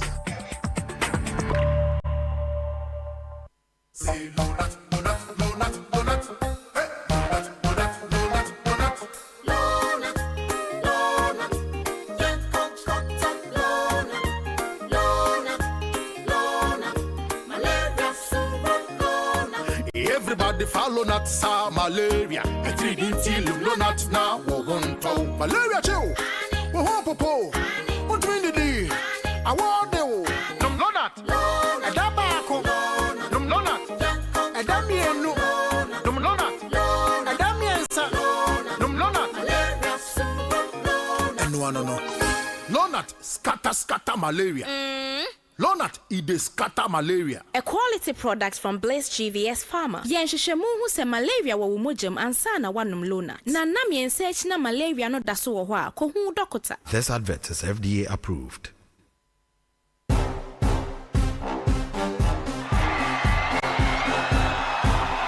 When the stars come out, Ghana Weekend turns up the lights. From the hottest red carpet moments to the wildest after parties. And for all your celebrations, anniversaries, and unforgettable moments, if it's happening, we're there. First, fast, and fabulously. Your front row pass to Ghana's A-list lifestyle is just a click or a channel away. GhanaWeekend.com and Ghana Weekend TV, where fame meets the fans. Promote your next big event with us, because when you party with the stars, the whole nation of Black Stars should know. Visit GhanaWeekend.com, watch and subscribe to Ghana Weekend TV on YouTube. Stay connected with us across all platforms. Follow us on Instagram with the handle at GhanaWeekend.com, on X at Ghana Weekend, on TikTok, Ghana Weekend, and on Facebook at Ghana Weekend. Join the Ghana Weekend family today. Ghana Weekend, all access, all glam, all yours.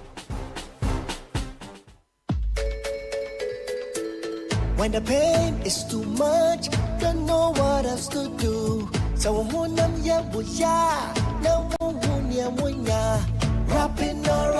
all, we'll take the pain away. Rapping all, Rapinol is what you need. Rapinol will relieve you of all aches and pain in your body. Rheumatic pain, menstrual pain, body pain, toothaches, and other feverish conditions. Rapinol is a quality product from Danex Itin Starwin PLC. If symptoms persist after 48 hours, consult a physician. Not suitable for children below 16 years old, asthmatic, and also patients. This advert is FDA approved. This is the Citi Breakfast Show, the city's biggest conversation. The Citi Breakfast Show. Rise above the noise.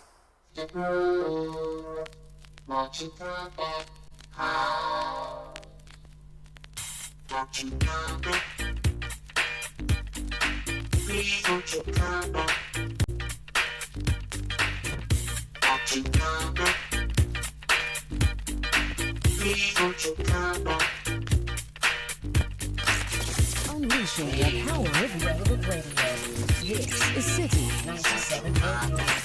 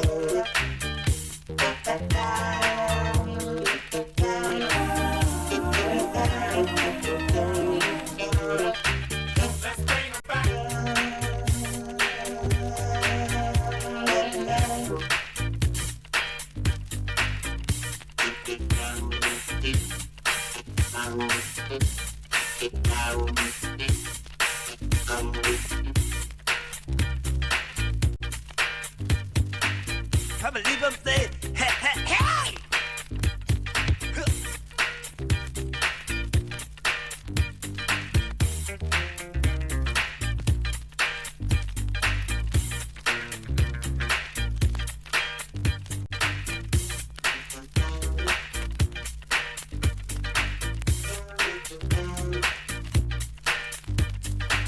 $7:35 Citi Breakfast Show, 3rd July. I've actually missed the voices of listeners. So I'll be happy to have a few voice notes this morning on some things you think we should be highlighting that we have ignored. Usually when we have our themed months, we tend to focus on specific things. So for the whole of June, it was business, agriculture, because of the agri fair, technology, trade. So because of that, we miss. I won't say miss out, but we what's the word? Is it de-emphasize some of your concerns? So maybe if you feel like there's some things we should be talking about more that we are not talking about, send me a quick voice note. Yesterday, when I interviewed the Mr. Kusi, some other road users sent me voice notes because they felt that the situation was much worse than my guest was painting. Yeah. So I'm going to play one of those voice notes. But this morning, and it's not just on roads, if there's something you feel we should be talking about more often. So let me give you an example. Yesterday, I got a text message from somebody I really, really respect. And the person said that we should keep an eye on the Western region. I'm just going to read that text for you because it struck me when I got the message from this person. And the person said, Bernard, good evening. I am very worried about the Western region and the Western North regions. The regions are collapsing. Because of Galamsey, the young people are not going to school. A lot of unfinished projects, especially in Takrady. A lot of vices. Red is being abused. I just wish the media will shine the light on the region more. Thank you. And also, a lot of the land is being degraded.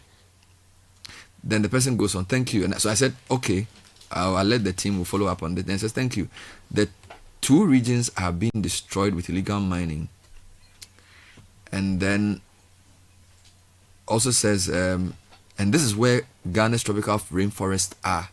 It's our best carbon sink. You see, so such a thing means that we will talk to our regional correspondent or do some specific stories on the region. All right, so Akwesi, if you are listening to this is your announcement that there's a lot of issues in the Western region that are not necessarily coming out. Anytime I discuss rail transport, Western region comes up. Galamsey, Western region comes up. Cocoa, Western region comes up. Cash crops, rubber, Western region comes up. Oil and gas, Western region. You know, it's a massive region. And there was a lot of disenchantment with the previous government because they felt that they had been abandoned. Remember when Akufo-Addo's statue was put up, some people went to destroy it. We don't agree with that. But it tells you that people feel despondent in the region. Because for a long time, they felt that we provide so much for Ghana and we get so little because their roads are so bad. And their roads are bad because the trucks that convey timber, that convey bauxite and all these things, they use the region. And the rail system has never worked. So I can understand their frustration. You know, and Takrady is supposed to be the port city, supposed to be the next big thing. So after Accra and Kumasi, Takrady should be Port Harcourt, Tinapa. You know, if you look at other countries, Mombasa, Takrady should be the gateway. Yes, but life is, our friends, they said the cost of living is very high. And when you have a lot of expectation of development and you don't get it, it leads to frustration. You know, so I really think this government should have a special plan for the region. All right, not to say other regions are not important, but Takrady is linkages. All right, Takrady is linkages. Takrady is massive for tourism as well. The whole Western region. I mean, you can say Western region is like Ghana in a capsule. All right, Ghana in a capsule, because every major thing we have, Western region has it. All right, the best. I mean, they give us Kwame Nkrumah. All right, and they've given us gold, given us timber, given us cocoa, given us rubber, given us glass, given us bauxite. You know, we are supposed to give them a proper port. We are supposed to give them a better rail system. We are supposed to give them what else? Proper airport. You know, give us some of our best schools. So this person's text message is a good direction. So I want things like this. So for such a thing, we say, okay, we'll pay attention to the issue of red abuse in the Western region. The youth in the region, what are they saying? All right. The Galamsey problem in the region. You know, why is it so intractable? Today I heard the President of the National House of Chiefs, Ojia Hoho, who is from the region, in the news this morning. I don't know if you heard. He was talking about Galamsey and how now people have to buy water. So it's a problem. It's a problem. So 2 things. If you have anything you want us to focus on, send us a voice note or send me a text, just like I just read.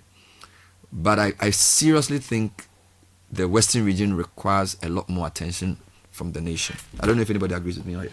Absolutely. I mean, I agree with you, and particularly on Galamsey, I think that it's also a call for us not to forget the airline 2462, which continues to permit mining in forest reserves, about 90%. Yeah. So I think we must, as citizens, continue to mount pressure on the government to repeal that LI as was promised before they were voted into power, because 90% of our forests lay open to Galamsey. Per the amendments, nothing much has changed. So that's critical for me. Why would you want to allow people to mine in a forest reserve? The name forest reserve itself should tell you that it's there for a purpose. So I think it's absolute dereliction to allow any kind of mining in a forest reserve, because a forest reserve, by definition, is there for a purpose. Caleb, you wanted to touch on the Western region? I'm looking at the annual progress report 2020 of the Western Regional Coordinating Council. It provides data on a number of things, but what's piquing my interest this morning is the economy there, the governance structure, and unemployment, basically. Now it says approximately 70% of the population are engaged in agricultural sector. So that means that if illegal mining continues and it persists and the arable lands are taken away from the people, then 70% of the people who are engaged in agriculture will be jobless. Now, the remaining 30% are into industry and services. Major industries in the region include mining, tourism, fishing, livestock farming, cocoa processing, timber processing, and palm oil processing. Now here's it. The unemployment rate stood at 4%. However, a labor force survey conducted in 2017 puts the unemployment rate for ages between 15 to 35 years at 14.6%. It's probably more. It's probably more. Absolutely. And a total of 7.6% of the population are in abject poverty. Look at that. So while we are looking at 15 to 35% being 14.6, I don't know its comparison to the national average, but we can all tell that it's likely to be more than this. I think if people between 15 and 35 are unemployed, and there is also Galamsey ongoing. Let me give you a statistic that will make it interesting. So here's a message from a listener. It says, I totally agree with the message on the Western region and Western North.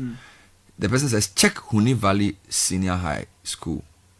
Girl population is over 60% of the school. The indication is that the boys are engaged in Galamsey and therefore out of the classrooms. Farmers cannot hire laborers. Most able-bodied men and women are engaged in Galamsey, which earns them more money than cocoa or rubber farming. You see, I think we need to streamline small-scale mining quickly. And I think this government should not waste the mandate they have. They have a very massive mandate to do very important things. The president should not take his eye off the issue of small-scale mining. The region has many problems. To now have young people preferring to go into the bush to mine than to go to school is a ticking time bomb. You cannot. So beyond the environmental problem, you are creating a mindset problem that you cannot change. If a young person aged 13 believes that going to a mining pit is more profitable use of their time than going to school, and their parent cannot stop them. I always say that conflicts in many African countries are tied to resources. And when young people in an unregulated way encamp around these resources, it's very easy to weaponize that and use it to destabilize a country. So NDC, don't sit down and be just tickling yourselves. The small-scale mining issue has to be tackled in a very holistic way.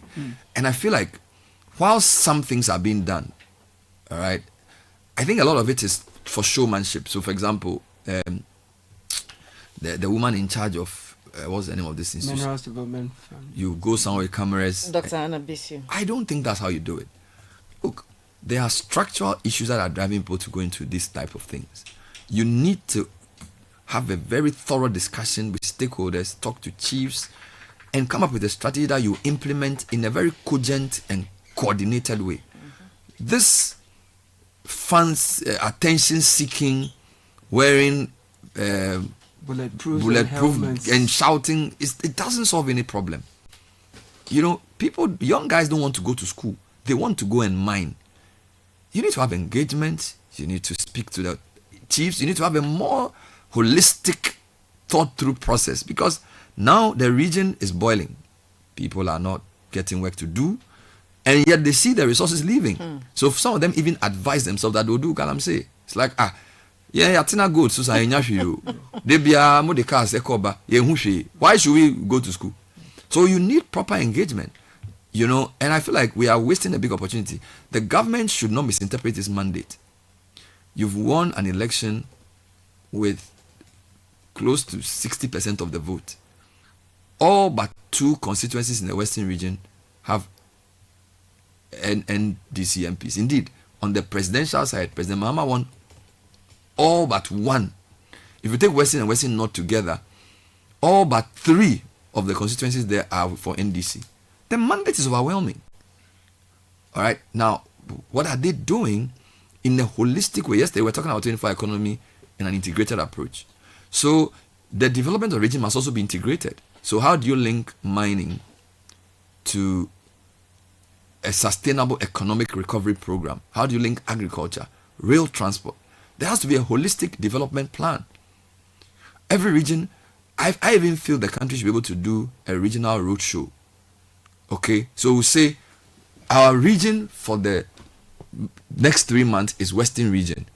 And we are all going to visit the region. We're all going to see what the region is doing. By the time the term is over, we would have visited all the 16 regions. We can do regional showcases. So you just say, okay, between August, September, October, the region in focus, Western region, the town to visit is Buzua. The industries to highlight. Investors must go there.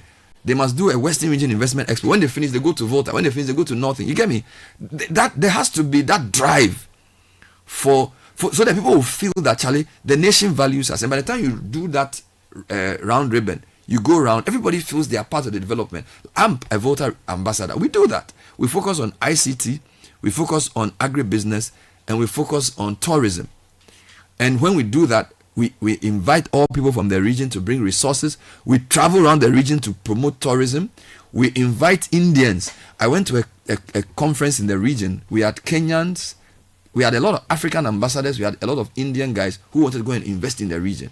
You get it? So we need to, and we must give it attention, because the over focus on Accra is not good. The reason every day we are discussing traffic and all these things is that everybody's in Accra. Western region is a massive place for people to live. Build their roads. Attract investors there. Let them build the railway. Let people get work there, so that not everybody will run to Accra to come and be doing. Rapid you get it. The place, they have good land. So, Western Regional Coordinating Council, Western Regional Minister. This is not my main topic today, but I really want you guys to step up. Do a Western investment fair. Call prominent people from the region to be ambassadors like we do for Volta. We will all support it because it's the same country. Yeah, I'm not saying, I'm saying let's push the thing. But Western region for me seems to be on a time bomb because of the prevalence of young people in illegal mining and the despondency over lack of amenities. There has to be urgent attention. All right? So we shouldn't just, as political leaders, say, oh, we want more ministers. Fine. Now you have the lands minister from the region, fisheries minister from the region, 2 deputy ministers from the region. But the national development is not about where the minister comes from. It's more about how are we harnessing the potential of the region. You know, the last time I was there, the road, Takwa to Takchale, terrible. Yeah. You know, it's and you know, the sad part, when we discovered oil in 2008, we all thought Takoradi was going to be the next big thing, the next Dubai. It didn't really materialize for whatever reason. We've done oil since 2011. So how many years? 16 years of oil. What do we have to show for it? What do we have to show? 16 years of oil. 14.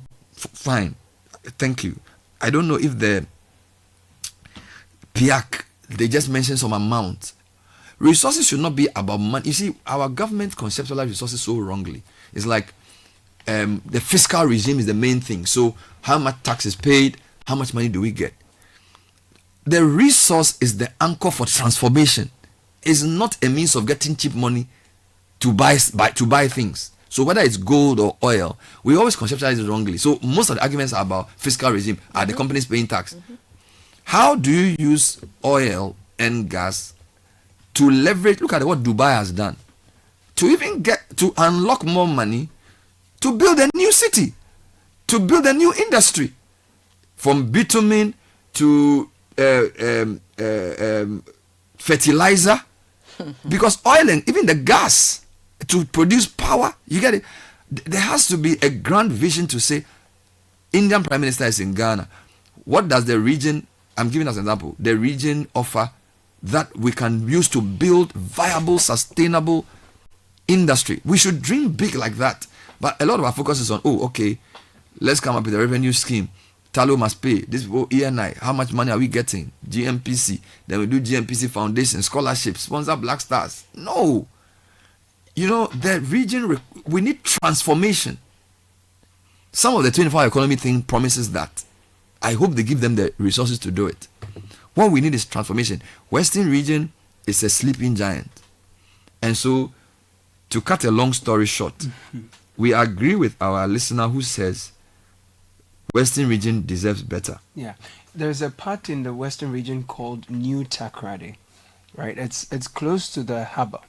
And because the texter sent a message on the youth getting into red and all of that, if you go to Western Takoradi, basically a lot of young people there, one, are unemployed, two, are looking to stowing away, and some have also actually been returned, some have been deported, and some have been arrested for trying to jump onto the ships and get out of that area. We were there the other time we spoke to them. It's very chilling accounts they share with you. Their parents, everyone is looking forward to an opportunity to jump on ship and leave the shores. So while if you go hinterlands, like places like Bogoso, Huni, and all those things where young people are getting neck deep in galamsey illegal mining activities, if you come close to the shore, yes, they see the port, but they do not have the educational qualification to get any role there that will give them a good life. So the thing they are doing, most of them, is how to jump on the ship and leave the shores of the country. So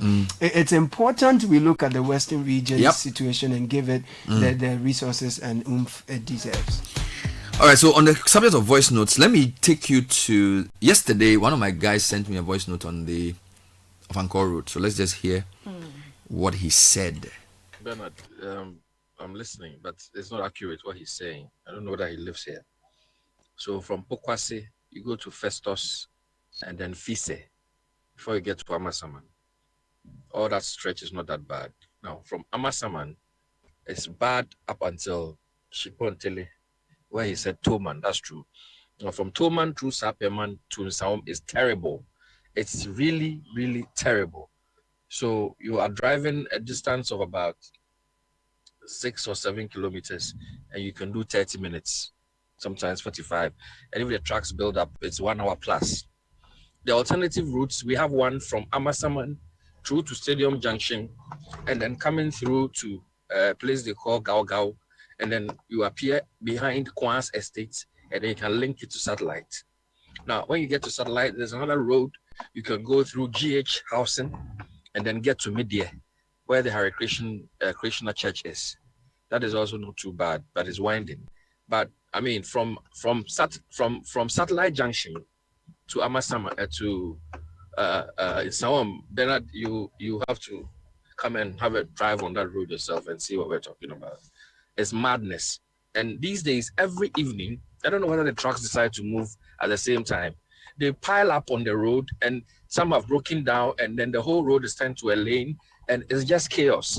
You can get to Amasaman at 6 or 7 p.m. and get to Nsaom at 10 p.m. I have personally been in such traffic. I got to Amasaman around 8 p.m. and I got home after 12 midnight. 12 midnight. And it's just unbearable. I mean, if they won't fix the road, they should just level it at least for us. They should level it at least. Now, there's another stretch at the Nsawam bypass that goes through the Adosu Junction, you have about 4 patches on that road, and it's also crazy.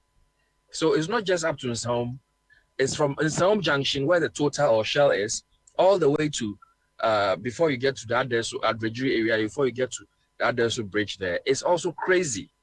And we want trucks to fall over each other before we take action. I don't know why the contractor can't just level this road for us to be comfortable. It's madness. A frustrated user of the Pokwase in Sawam Road. So I'm doing 2 things at the same time. I am focusing on that, but I'm also talking about the Western region. I read a message from a listener about why the media needs to focus more on the Western region. Let me speak to my regional correspondent and then ask him if the texter is right. Akwesi, good morning. Thanks for joining the program. Good morning. I'm going to read a text message and ask you to comment whether this is true. So the listener said, Bernard, I am very worried about the Western and Western North region. The regions are collapsing because of Galamsey. The young people are not going to school. There are a lot of unfinished projects in Takrady, a lot of vices like red abuse. I wish the media would shine more light on the region. The 2 regions are being destroyed with illegal mining. This is where our tropical rainforest is and our carbon sink. Then another listener adds that in a school like Huni Valley Secondary, 60% of the students are girls because a lot of the boys are doing Galamsey, and that there are a lot of abandoned projects in the region. Are these things correct? Yeah, I would say it's true in the sense that since the students are not being able to go to school, involving themselves into this illegal mining, also having the illegal mining affecting the town itself is something that is really disturbing. For quite some time now, the government is really fighting hard to solve these Galamsey issues, and to which they are doing their very best to solve the issues, but it seems there are some loopholes in it that needs to be fixed. Because when we say we are fighting these Galamseys and letting it help the students in school, it's a very big problem. Because when we look at the whole system of this Galamsey issue altogether, you can see that it's not from the bottom, but it's from up there. It's from the top. That needs to be fixed before we get to the bottom. Because the moment we think that we are solving an issue from the bottom, it's not the actual solution to it. And it's actually affecting the schooling system.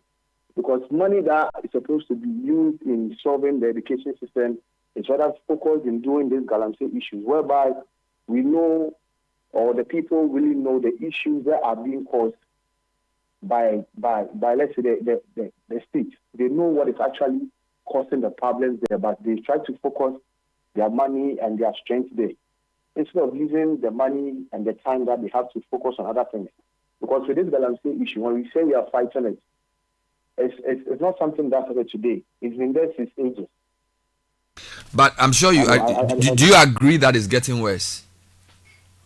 It's really getting worse. Out of hand. All right.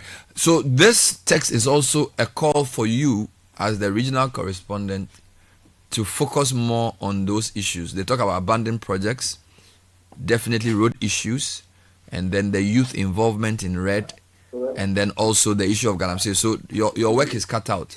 I'll leave you now to go and organize yourself. I'll call you again in a week to find out what stories you've done, since you are the regional correspondent. So this is an early morning charge. So thank you, Akwesi. I'm just giving him. He agrees with the text. That means he has work to do. If he needs reinforcement, we'll send more reporters there. Time check, 8 o'clock. City Breakfast Show.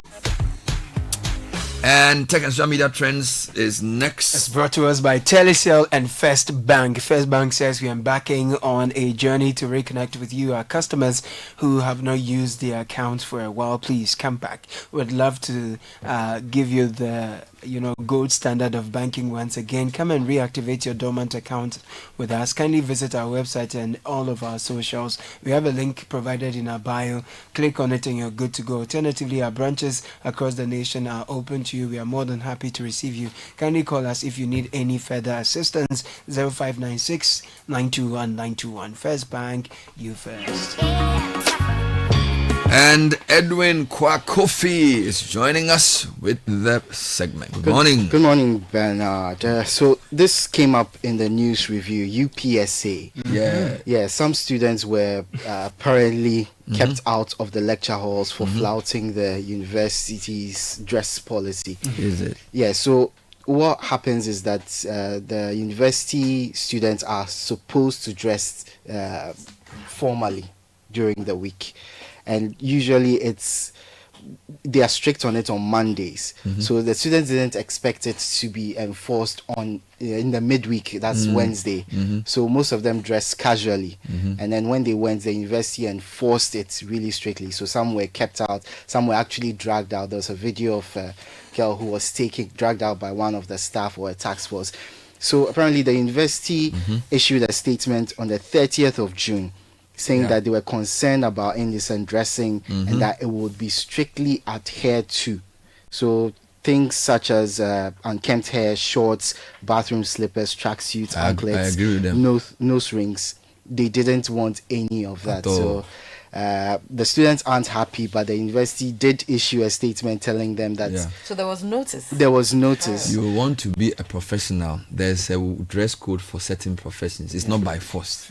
So for me, if you won't do it, you can decide to leave. This one there. So they shouldn't go and physically abuse anybody. Exactly. But the rules must be stated clearly. If you want to be an accountant, you want to be a lawyer, you want to be a doctor, there are specific codes. It's not just the knowledge, it's also the behavior. So as for that one, I'm with the university on it. So they posted on their official X page, "Thank you for the overwhelming endorsement and continued support. Let's reset the narrative and stay true to what sets us apart, scholarship with professionalism." So the university, you have my support. Okay, let's move on to Abuma North. And the Electoral Commission says it will rerun the elections in 19 of the 37 polling stations on Friday, and the NPP are unhappy about that. Their candidate for the constituency, Ekia Efriye, says the EC said it had only 3 polling stations that were unaccounted for. So why are we rerunning in 19? So they say they won't support it. The NDC are in full support. They believe their candidate, Irabna Obeng, stands a huge chance of taking the seat because they believe she had won the seat already. The EC have also called on the police to provide security. So the rerun of the 19 polling stations is on Friday. Now let's move international. And Diddy is trending. So Sean Diddy Combs, actually I think he'll be pretty happy at the moment. He was convicted on 2 counts of transporting women to engage in prostitution, and these women are his ex-partners Cassie and a woman who's called Jane, who's only referred to as Jane, but he's been cleared of the more serious charges of racketeering and 2 counts of sex trafficking. Those sex trafficking counts would have fetched a minimum of 15 years each. So he's been denied bail because the judge says he has a history of violence. He now faces up to 20 years in jail, 10 for each count of transporting women to engage in prostitution. The prosecution formally requested a 5-year or 4 or 5 year sentence for him. The defense actually wants 27 months, including the 9 he served while he's been on trial, and the 1 he will serve when the final sentence is delivered on October the 3rd, which is a tentative date at the moment.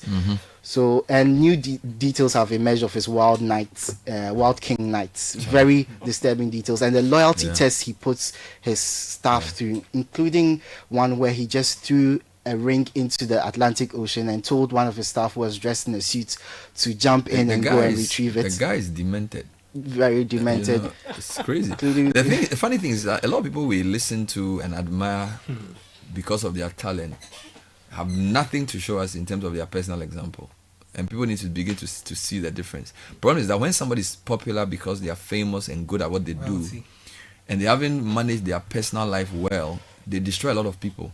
Because we assume that because they are famous and they are strong and big, it means everything they do is right. This is the kind of thing you get. And it questions their mindset and energy that they put in their music, which we all consume. Yeah, and also the kind of home they came from. Because sometimes these things start from your childhood, you don't manage it well. Look at the number of people he's destroyed. So yeah, so the system has caught him. It's caught him, so he's facing sentencing, but obviously it didn't get him for the more serious charges, and people are very upset about that, given everything they've heard, given his history of violence. He said that he's undergone a program to, turn his life around, and he's not been violent to anyone since 2018. But Kasi says if he's released, it will be a danger to society. So that's what's going on with the Didi case in tech. I would like to provide a few tips. A recent data breach, I think it was a few weeks ago, has led to a lot of passwords and sensitive data being compromised. It's been on a download, but Forbes reported on it 2 days ago and says that a lot of millions of passwords have been exposed. Millions of passwords Millions everywhere. of passwords all over the world have been exposed. So I'd like to offer to criminals or to which people? They've just been exposed. So whoever. So should we change our passwords again? Exactly. So that's one of the tips. Change your passwords across all platforms. But that's a hassle for many people. It's hard. So the second option is have unique passwords for each of your accounts, which is also a little difficult for certain people. We like to use similar passwords so you can remember. Exactly. So the most important thing is have multi-factor authentication activated. So password plus maybe maybe a text message in case you are logging in, whether it's a phone call, whether it's an authenticator. What do you think of Face ID and this tampering thing? Well, because some of us are paranoid about these things. To put my face in some computer. Let me be honest with you. I'm not very comfortable with the face one. Because my face against the 666 and things. We are worried though. Some of us we are paranoid about these things. Actually, to now put my face to scan before I can go into my own email. I mean, it's convenient. Oh Lord. Digital. Let's go back to 1975. There's a bit of danger around that because if somebody takes your phone, and they have to come to you to unlock it, then they put you. Then you are under threat because then I need your finger or I need your face. Beyond stealing my face, my phone, they want to now harm me. Exactly. It's on way. And for women, it can be difficult because when you have makeup on, then it cannot recognize you. Makeup distorts the face on the thing. This is new. So I totally avoid technology. You are telling us things, so. I never knew. So you mean the phone cannot differentiate between the made-up girl and the human being? Depending on the amount of makeup. Wow.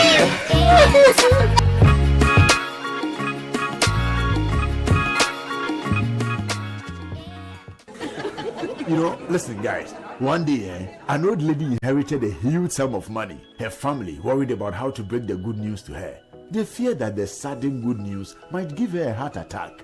And so they decided the family doctor, who was experienced in delivering such news, should be the one to tell her. And when he did, surprisingly, she smiled. Relieved, he asked, "What are you going to do with all that money?" She replied, "I am going to give you half." The doctor rather had a heart attack. Can you imagine? People are often surprised when we put them first. At First Bank, that's what we do. We put you first. Experience the gold standard of banking with First Bank. Open an account today and enjoy our user-friendly mobile app. Quick banking via *894#. Convenient shopping with our Visa Prepaid and MasterCard and more. All designed to serve you better. First Bank. You first.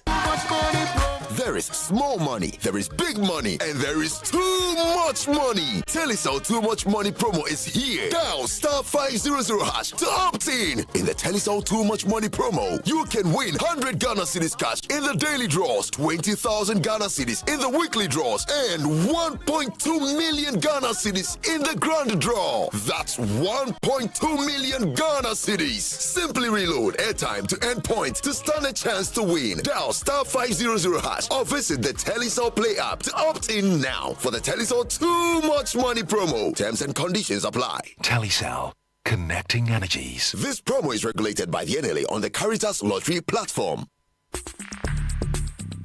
Join the conversation on the City Breakfast Show on Facebook at facebook.com/City97.3, Twitter at twitter.com/City973, and Instagram at instagram.com/City973 with the hashtag CityCBS.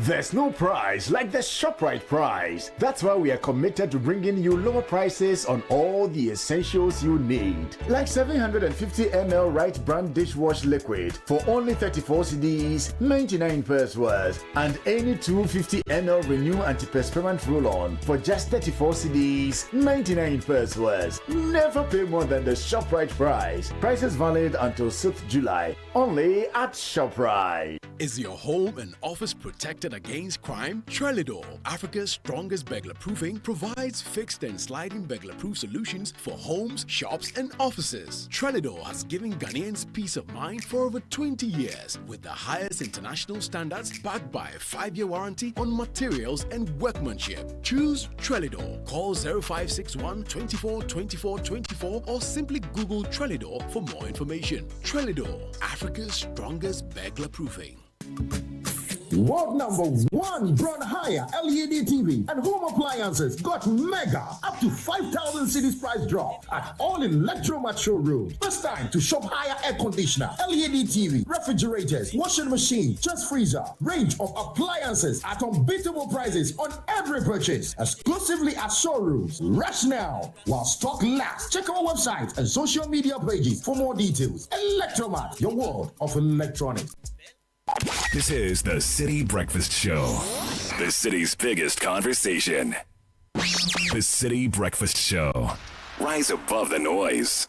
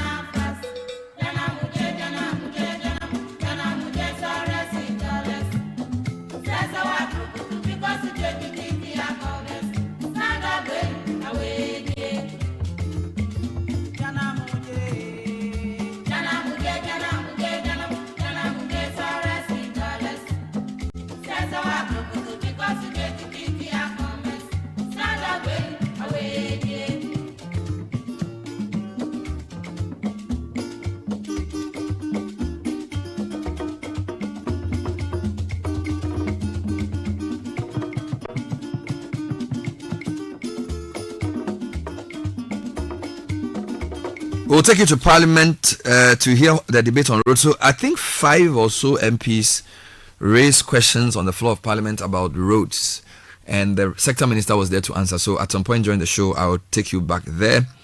We're also talking about the situation in the Western region generally. And if you want to send us a voice note, the number is 054-998-6996. 054-998-6996. Here are some quick announcements. So get Translight Solar today and save up to 70% of your electricity bills. You enjoy clean and reliable energy without breaking the bank. The best part is you don't need to pay the full cost upfront. Translight is offering an opportunity to own a complete solar system by paying just 30 to 50% of the cost, and you spread the rest over 12 to 36 months. You pay flexible monthly payments as low as 1,200 Ghana cedis. So get in touch now for early bird deals and the lowest prices on the market. Our website is translightsolar.com. Our number is 025-604-0838 or 050-424-9229. Call us for free consultation. Translight Solar, wherever there is sunlight, there is Translight. Ready to unlock the power of artificial intelligence for your business? Discover how AI can help your business to work smarter, move faster, and serve better. From marketing and sales to customer service and finance. Date is Saturday, 12 July 2025. Venue, Alisa Hotels, North Ridge, Accra. The time is 9 a.m. and the rate is 1,450 Ghana cedis only. The facilitator is Maximus Ametogo. So join us for the AI Masterclass. Whether you're a business executive, entrepreneur, or just curious about how AI really works, this masterclass will show you the tools, strategies, and real-world uses of AI that you can apply immediately. Limited spaces available. To register, call or WhatsApp 0244 767 801. You can also visit www.idm.edu.gh. This event is powered by the Institute of Digital Marketing.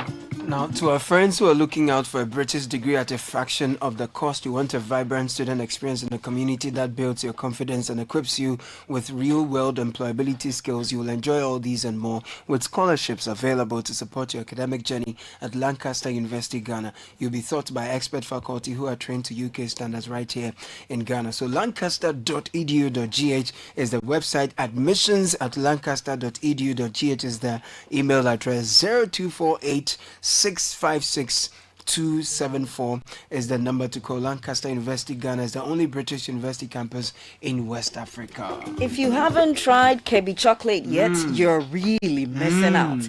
It's rich, smooth, proudly made in Ghana, and the perfect treat for yourself or a thoughtful gift for someone special. Getting your hands on some Kabi goodness is super easy. You can find Kabi chocolate at all Palace Mall branches, Megmart, East Legon and Laboni, Wild Gecko handicraft shops at Kotoka International Airport, and Shiashi and Super Save, and also plenty of other supermarkets across town.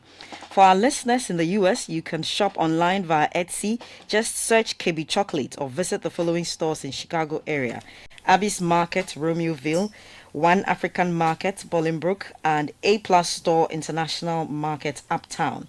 Kabi also produces custom-made chocolate gifts for corporate events and businesses. So if you're planning something for your team or clients, we've got something extra sweet for you. Let's talk about seamless banking, okay? And that happens at Prudential Bank mobile app. Perform instant transactions, link your mobile wallet, and scan GA's QR to pay, manage your cards, transfer money between banks, do so much more. No more banking hours. Experience simple, secure, and convenient banking wherever you are 24/7. Download the PBL mobile app now from Apple App Store, Google Play Store, and the Huawei App Gallery. Visit the Prudential Bank website or social media platforms for more. Prudential Bank, truly dependable.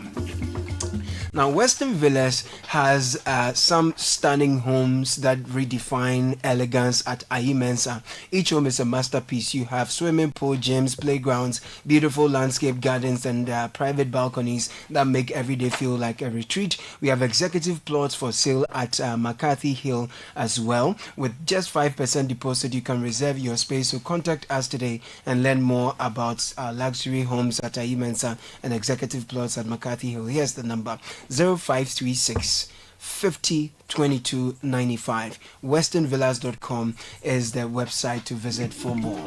All right, so a few comments coming in. Francisca, can help us. Yes, Kwame Black in Adenta says, I'm talking of a systemic approach to clamp down on all those who purchase gold elements from these boys, the whole network. Secondly, we find a pragmatic approach to getting the actual owners of mining concessions, not the boys working on the sites. Those boys are simply pawns.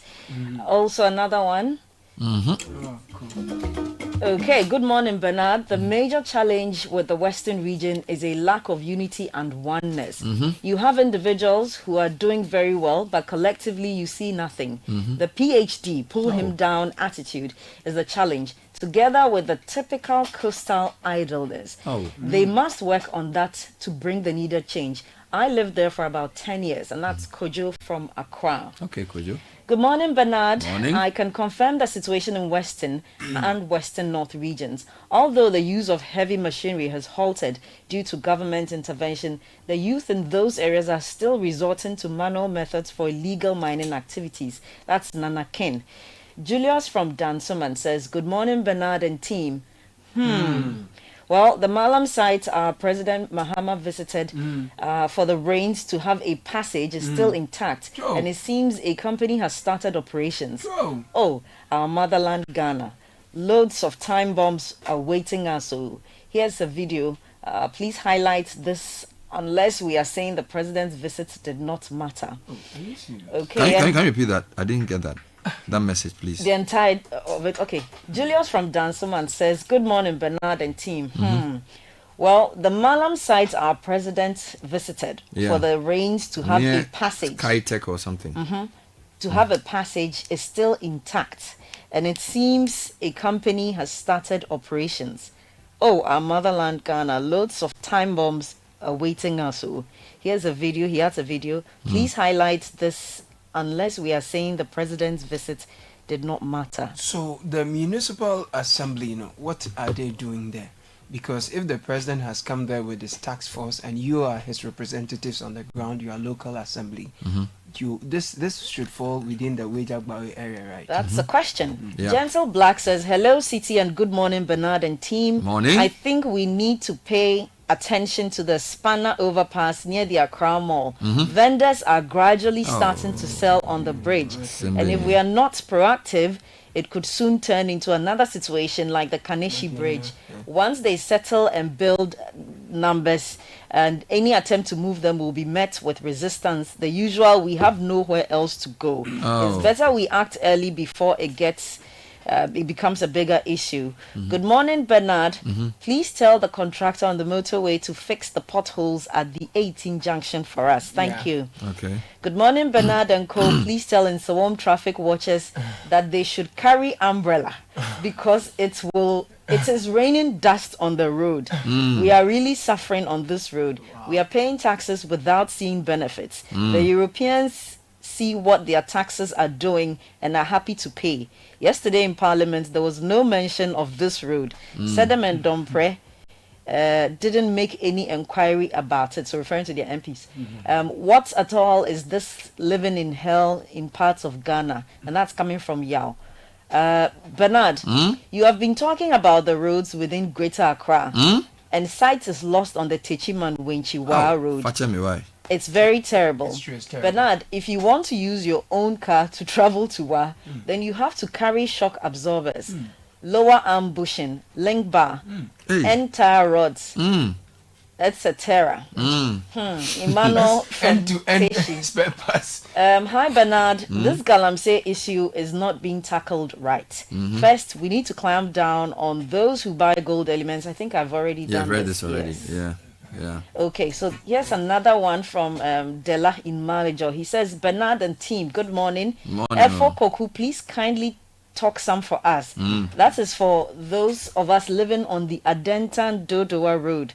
The dust and manholes are killing us slowly.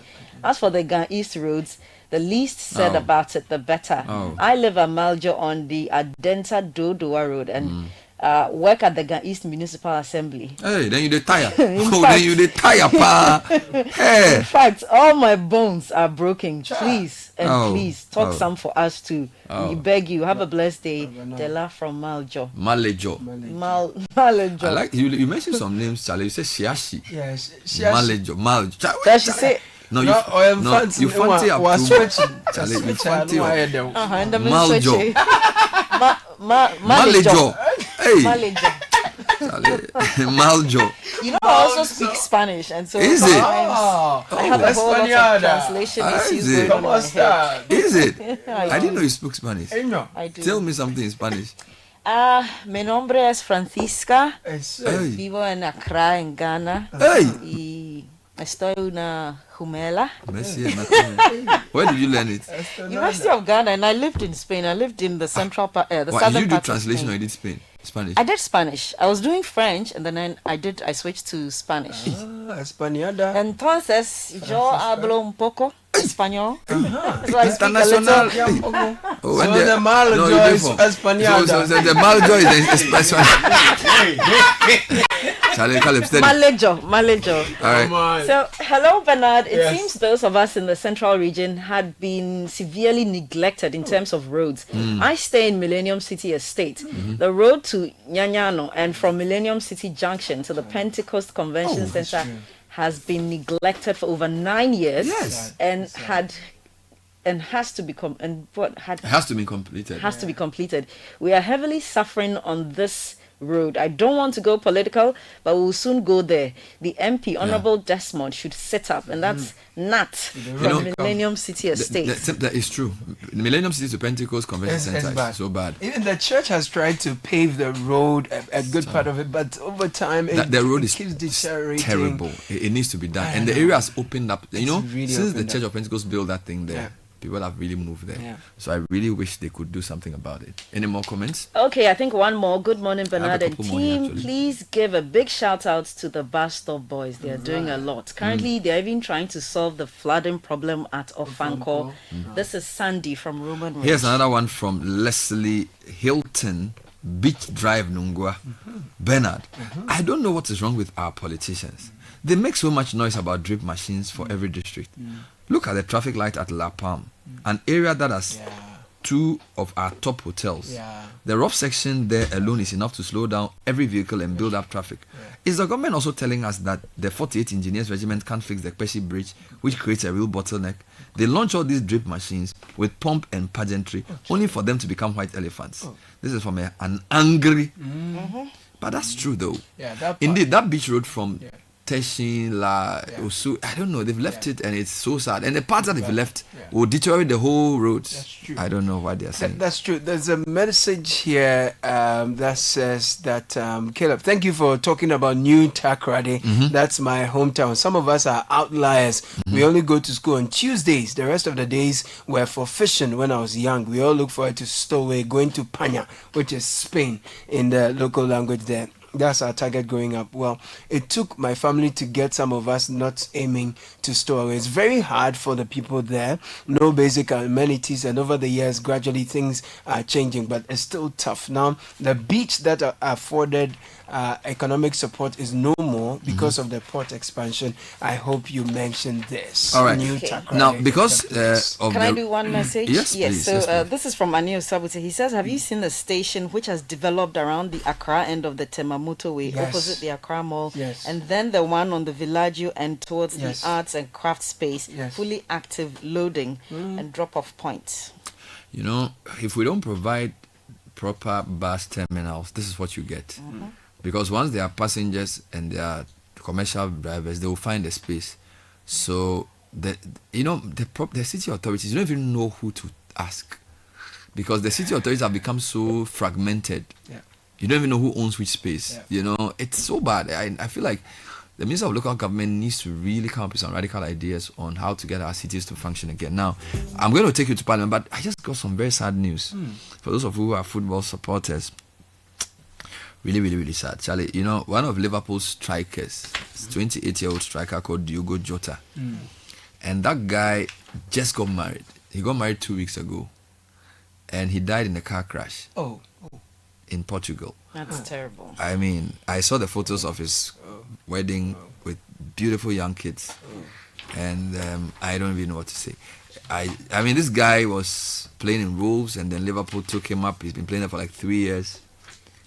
Really, really good guy. In fact, he actually played for Portugal in the Nations League final. You know, he's a striker, 28-year-old guy. And then we are told that he has died in a car crash, according to local reports in Spain. He died in a crash near Zamora in northwestern Spain, according to the Spanish news agency EFE. He signed for Liverpool in 2020 from Wolverhampton Wanderers for £40 million. And there were pictures of his wedding thingy only last week. Oh. Charlie, life is strange. It's only 28. You know, only 20. And I saw some very young kids in the picture. Charlie, really tough. So, on a bad note, football fans, terrible news. All right, so yesterday, a number of members of parliament had questions for the Minister for Roads. Albert Tetenyakote, MP for Yellow Krobo. He asked a question on the completion of the Otokulu Bridge. I'll start with that. Then I'll also later on go to Western Region, incidentally. MP for Pristia Huni Valley also had a question. And then MP for Nalerigu Gambaga had a question. And then MP for Chereponi had a question. So let's start with the MP for Yellow Krobo, Albert Tetenyakote. He had a question for the Road Minister. I rise to ask the Minister for Roads and Highways when work on the construction of the Otokolu Bridge in the Yellow Krobo constituency will resume and be completed. Yes, Honorable Speaker. The Otokolu Bridge links Otokolu Township and Somanya, Krobo Dumasi and beyond. It is located in the Yellow Krobo municipality of the Eastern Region. The said bridge is part of the 50 bridges being constructed by the Ghana government through a 47 million euro facility agreed between the government of Ghana and Czech Republic. Work started on the 3rd of March 2021 for completion by 3rd of March 2022. Works executed till date. 1 number abutment at Otekolu side and Central Pier completed. Excavation of foundation of abutment at Udumasi side, progress of work is 40% physical completion. The contractor has suspended works due to the debt restructuring program. Efforts are being made to get the contractor returned to site and complete the works. Thank you, Mr. Speaker. I want to ask the Minister if the construction of the Otokolu Bridge will resume by the end of the year, because I didn't get the exact date that he mentioned. Thank you, Mr. Speaker. Mr. Speaker, I did not say it will start by the end of the year. I said the project got suspended because of the debt restructuring. Efforts are being made to get the contractor to site.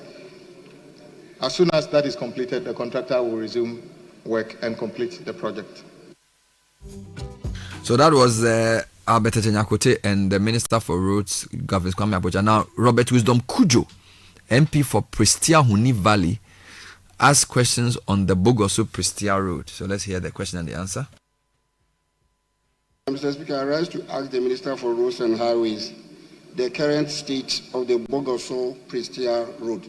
Mr. Speaker, the Bogoso Pristia Road, 28.7 kilometers, is one of the critical components of the Western Regional Trunk Road Network, and it is strategically located within the Pristia Huni Valley municipality of Western Region.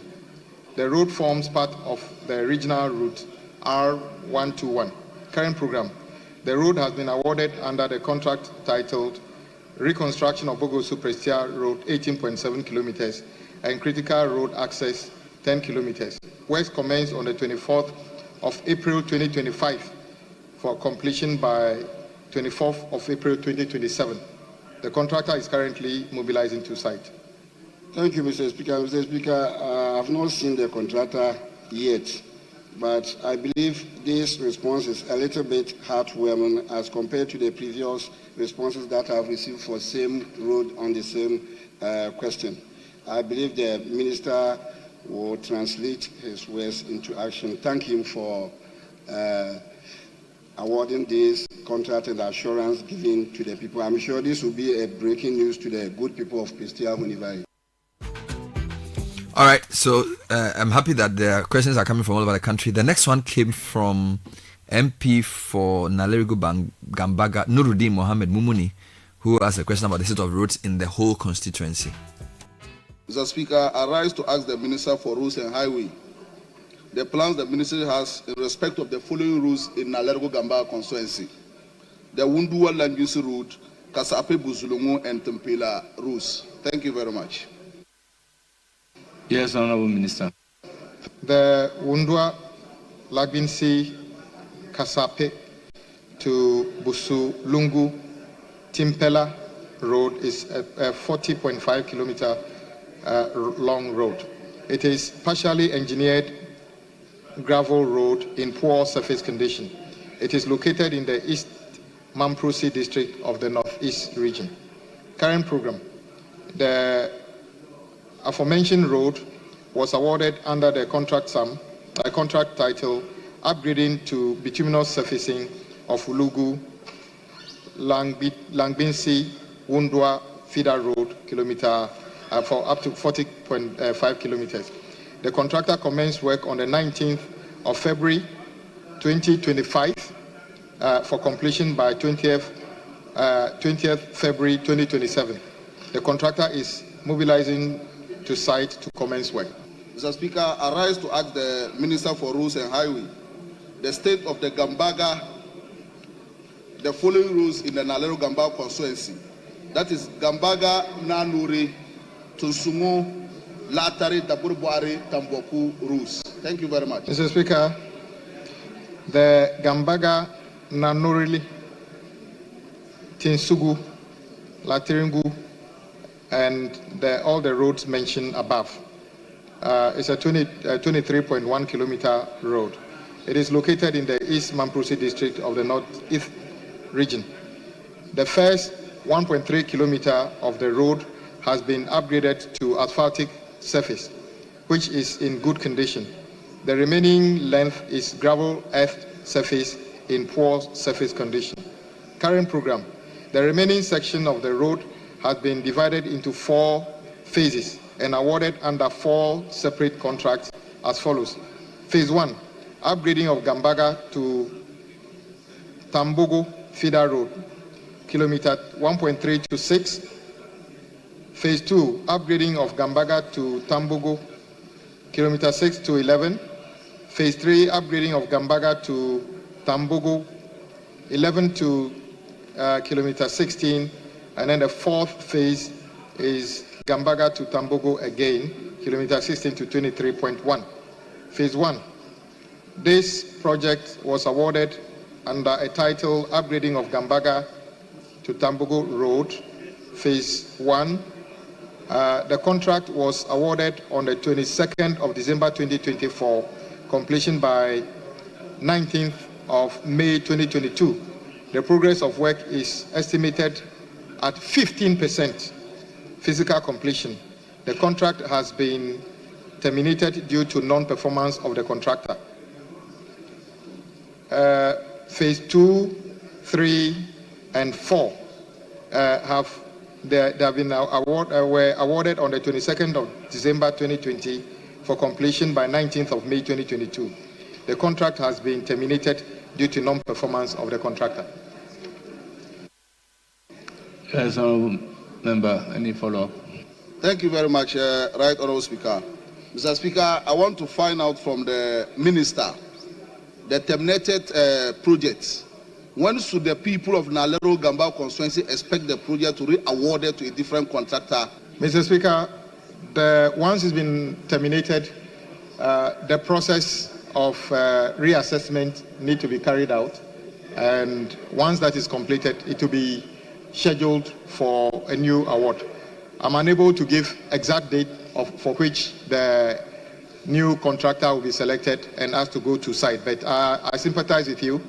If you are a contractor who have been awarded a project in the backyard of the then vice president and you underperform in that manner, I wonder what kind of punishment you deserve.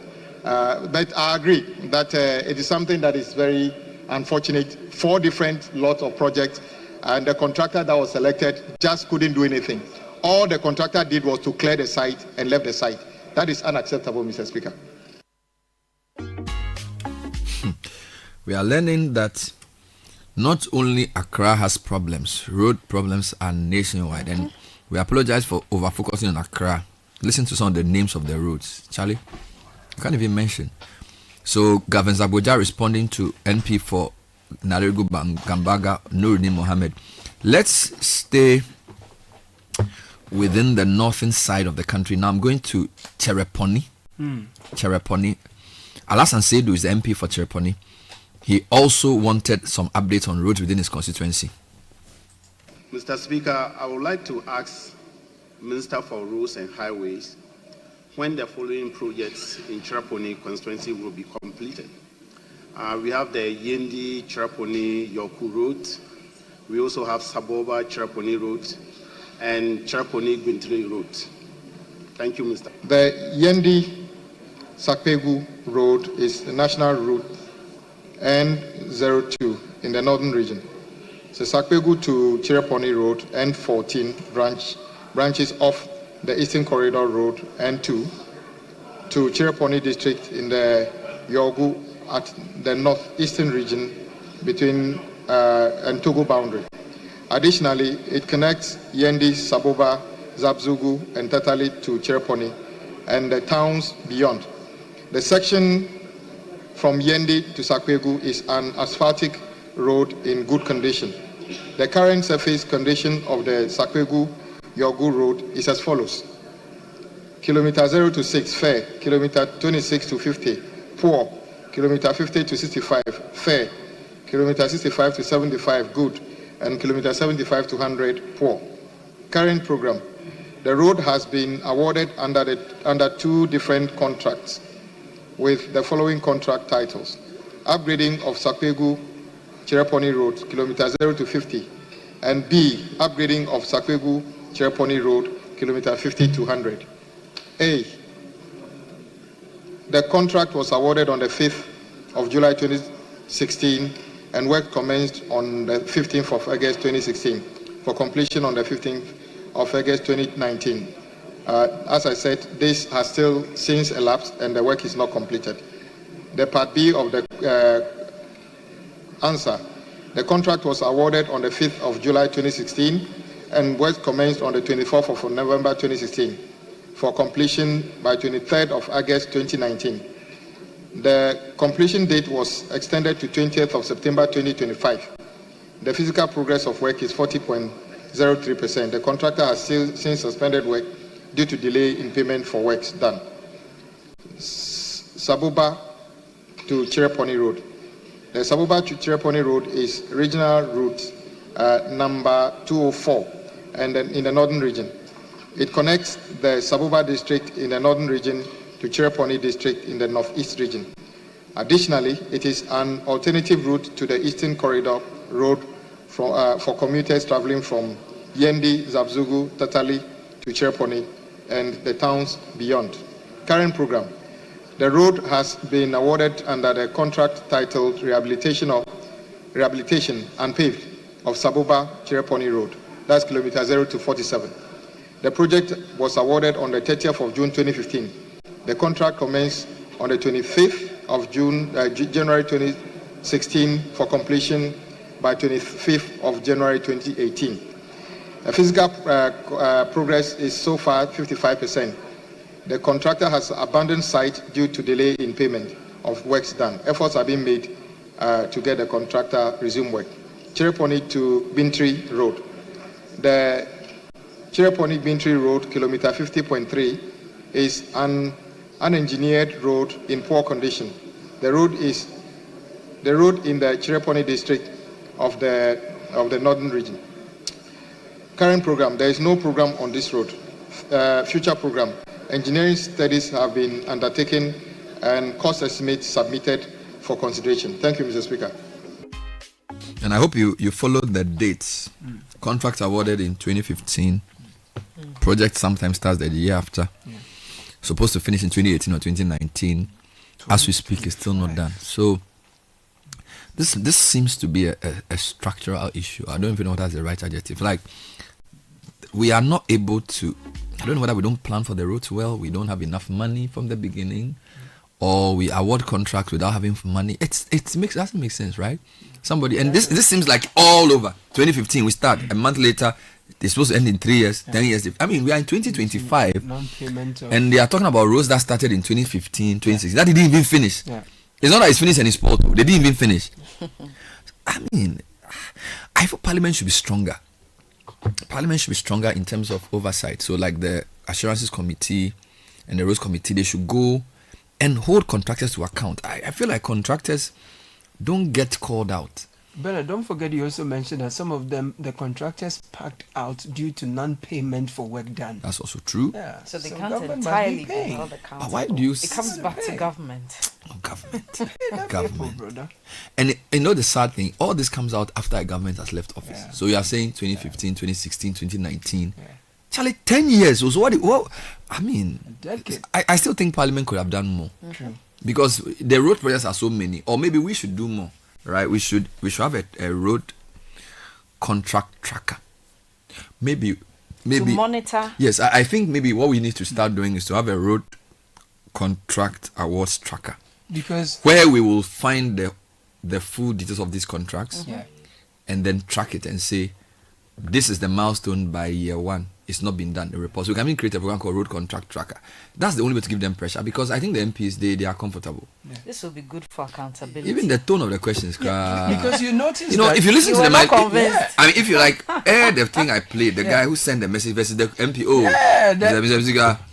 I want to know the state of the Gambaga road. Because the car you are using doesn't fill the pothole. Don't forget when we spoke to Kojo Ponkuma and even the deputy, they all said they went to the finance minister to lobby for roads in their constituencies to get that. If you are beholden to the minister for roads, you want them to, award contracts for roads in your constituency. How do you hold their feet to the fire in the chambers? I understand the point around lobbying, which is good. But what I'm saying is that, the agency is not there. Yeah. I didn't feel any passion. It sounds business as usual. And this is worrying because we are in July of 2025. Yeah. We are not at the end of a government's tenure. We are at the beginning. Yeah. MPs, when you talk, we listen. No? You fight over unnecessary things. You shout over things that don't make sense. You do workouts. Now that you are discussing our roads, Honorable Minister, I want to know the state of the Gbin3, Yendi Road. And you can say, awarded 2016. The urgency in the voices of the constituents must be reflected in his question. It's not there. It's not there. Please read more comments for me. Okay, so let's go to Kumasi, and Karim from Santasi says, good morning, City team. In fact, the Techimanwa Road is the worst road in Ghana now. So many life-threatening manholes on a very dark road. Do you know it takes about 10 hours to travel from Techiman to Wa because of these potholes? Ideally, you shouldn't spend more than 6 hours from Techiman to Wa. The last time I used the stretch, our bus burst a tire twice before we got to Wa. And that's Karim. Bernard, the Nsawam Road issue is becoming prominent because the working class is being affected. There's another important road from Amasamang linking Accra to Kaswa through Ashalaja. This is where all the artisans and traders pass to and from Kaswa. You now have to go all the way to Malam Junction and drive back to Pokwase if you want your car to be safe, or do you want to keep its sanity. That's Ben from Olebu. That's a very important point. Yeah. And it's good this message has come, because do you know that the traffic on the Malam Road, the traffic on the George Walker Bush Highway, the Pipe and Pokwase, I think can be reduced significantly if this road this person mentions is done. Because if I live at Kaswa and I work at Nsawam, or vice versa, I don't need to come to Pokwase. It's the same with Afenya, Dodowa, Adenta Road. It reduces traffic on the motorway. I feel like these roads should be given as anchor ring roads. Give it to some contractor and toll it. Yeah, because you see, PPP, get some company to build the road with a funding arrangement and let them put a toll on it. We will pay. Because I feel like that's the only way to solve this. The funding for roads, every answer was our money. And if we don't find the right finance, and most of the people talking will be happy to pay a toll if it will not cause traffic. So, Ms. Abuja, you need to really sit with your team and think deeply about finance. It's not a question of just supervising contractors. The major problem you are facing is finance. So you need to hire people to sit around the table and say, here are 3. So let's say the funding gap is 10 billion. You can say, I can't get all the 10, but I'll get 5. Speak to the Chinese, speak to the Indians, speak to the Ghanaians, speak to the whoever, and come up with a funding model that will build sustainable roads. You have to, otherwise you will fail. I'm telling you directly, it's not a question of just supervising and giving answers. If you don't crack finance, you cannot solve the road issue. Can you read more comments? Certainly. Good morning, Bernard and team. Please, what about the Eastern Corridor Road? Farming around V and its surroundings to Hohoi is a problem. What's the status? Hi, Bernard and team. Hi. I was too busy to follow proceedings in Parliament yesterday, so I thank you for making these questions to the Road Minister part of the breakfast show. Sadly, I have not heard my MP for Pong Katamanso ask any question about the Bechile to Apollonia and Afienya This to road. Apollonia Road. This is the road I was We have talking about. suffered for far too long, and your medium could offer some help to pass our message to the authorities. That's Sola. This is residents of Bechile and native of Apollonia and Pong. That's coming from Sola. And this is another of the same to the Kasua to Ashalaja to Aswam Road. It's the kind of road that, when fixed, takes traffic off 22 to Tema, and even the main Medina Road will benefit, because a lot of people who use those roads, they are connecting. So it's a back route. You know, I believe there are special plans for each district. We need to have a national finance conference. I really think so. Not a national economic dialogue. Francisca, I'm getting to the conclusion that we need to, and we don't understand money in Ghana. How to leverage our resources to raise the right kind of money. And yesterday, Guzano said a bit about that. Our financial institutions traditionally are not designed to finance development. They are designed to finance trade. Because if I have to pay an interest rate of 38%, or even 30% is too high. By the way, microfinance is even worse. Microfinance, which is finance to the people at the bottom of the pyramid, they charge you interest rate per month. So it compounds 120 per annum. Doesn't make sense. We need development finance institutions. So if you think about KFW, IFC, AFDB, in Ghana we have DBG, and to an extent Exim. I think the NDC government needs to really, and for me, I think that there's no problem that if our thinkers sit in a room, they cannot solve. If we are committed to solving it. The problem is that in politics, people are interested in pushing their interests. NDC will not succeed if it doesn't crack finance. And I want to say that there has to be a discussion about financing our development.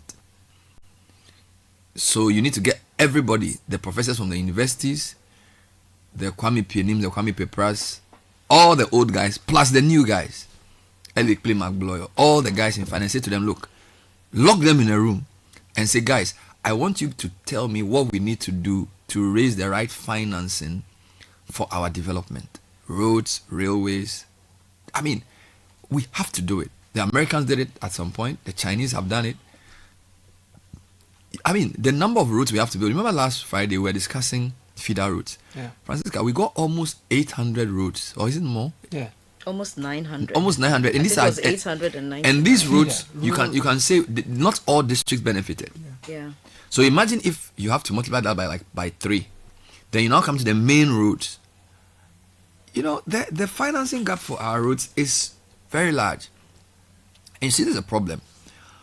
What it takes to win power is not the same as what it takes to develop a nation. So you can have people who can do opposition politics, raise issues, talk.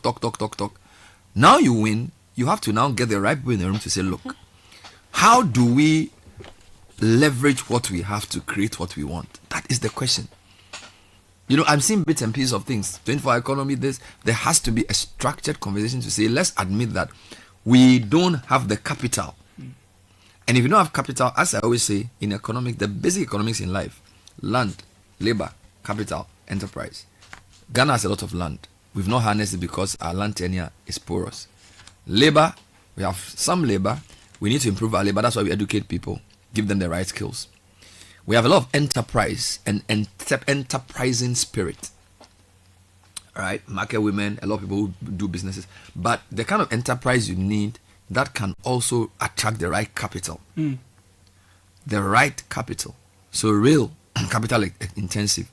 Roads, capital intensive. Bridges, capital intensive. World Bank grant will not do it. You know, and because of the relative weakness of our currency, the US dollar, borrowing from the international market will not cut it. The previous prime minister tried to do this. If you go and borrow $1 million from the international capital market, at the time you borrowed, your Citi exchange rate was 6 to the dollar. When you start paying, your exchange rate is 17 to the dollar. There's no way you're going to pay back. So it's not a solution. But we keep reporting, oh, we want to go back to the market. No. There has to be a more fundamental discussion about where and what kind of money. All right? Are we going to go to Brazil, China, India? Are we going to find a new way of leveraging our resources? We need a new idea. We need a new idea. And I can't hear it. Because the idea doesn't come because you already have it. It comes when you think collectively. You get it? So Gusitan, when you listen to him, he's thought a lot about these things. So you can tell that his answers around finance seem to make sense. My worry is that 24 economy, even though it's been presented as a central idea, I personally still think it's at the periphery. I don't think it's at the center of government economic policy. That's my view, based on everything. He said different things, but I still believe there has to be some more commitment, because the guy actually understands what he's doing. If they can help to unlock the finance he talks about, working with the Development Bank, AFDB, that could give us a chance. Let's listen to more of the people. This is Collins Adumako Mensa, Ifija North, also raising issues about some roads. I rise to ask the Minister for Roads and Highways when the road network from Akom through the following communities will be completed: in Kwantakese, Painting, Pampetia, Patase, and Esase. Thank you, Mr. Speaker. Mr. Speaker, the above mentioned roads communities are located along the Akom Kodie feeder road, that is 11.35 kilometers in the Ifija Kwabre North district in the Ashanti region. It is an engineered road in poor condition that connects the Techiman Tamale Highway. Previous contract awarded on this road were terminated in May 2024 for non-performance by the contractors. Current program, there is no program on this road. Future program, engineering design studies will be carried out by the end of the fourth quarter of 2025 to assess the appropriate interventions, after which consideration will be made to undertake the works in the 2026 budget. Thank you, Mr. Speaker. Any supplementary? Yes, in the minister's answer, he acknowledged that the road is in bad condition, very poor condition. But I'm comforted by the fact that he says engineering works will be done in the fourth quarter. I just want to plead with him that just as he has acknowledged that it's in very poor condition, he should quicken the pace so that my constituents will be comfortable. Thank you.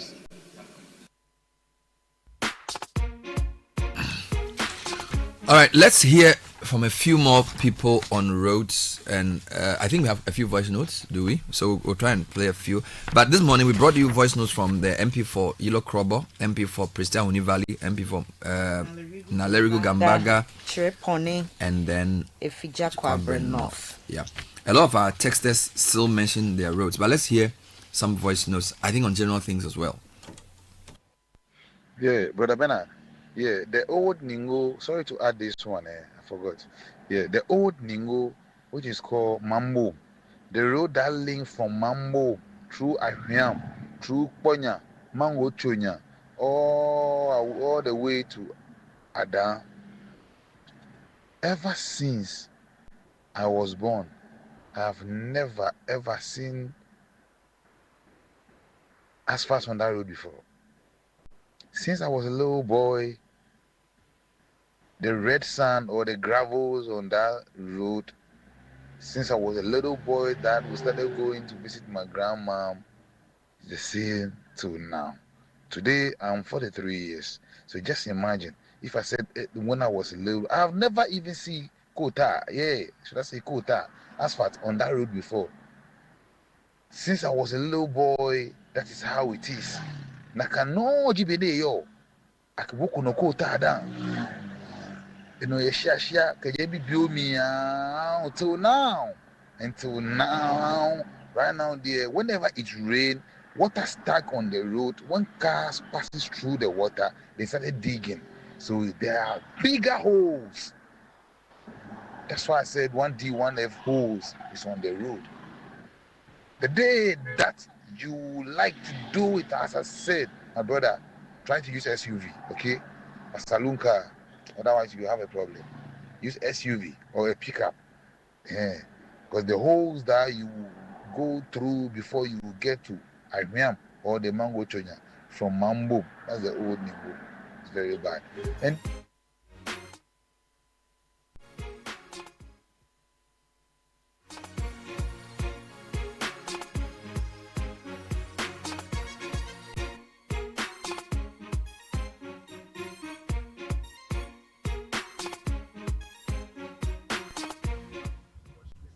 Good morning, Bernard and team.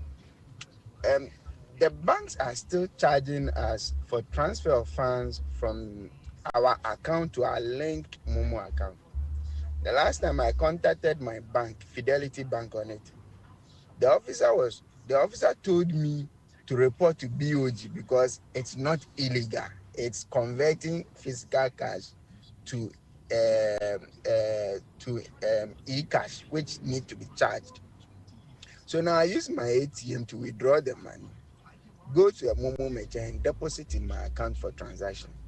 This small charges on every transaction, every time I move money from my own account to my Momo account and they charge me. I think we need to look at it. It's a cheat. It's a complete cheat on the part of the banks. Because I don't see why I should link my account to my Momo. I should use the same Ghana card and in all this and I still be charged. I think that you should look at this issue for us again because it's becoming 1 2 minutes. Thank you. My name is Emmanuel from Ablekuma.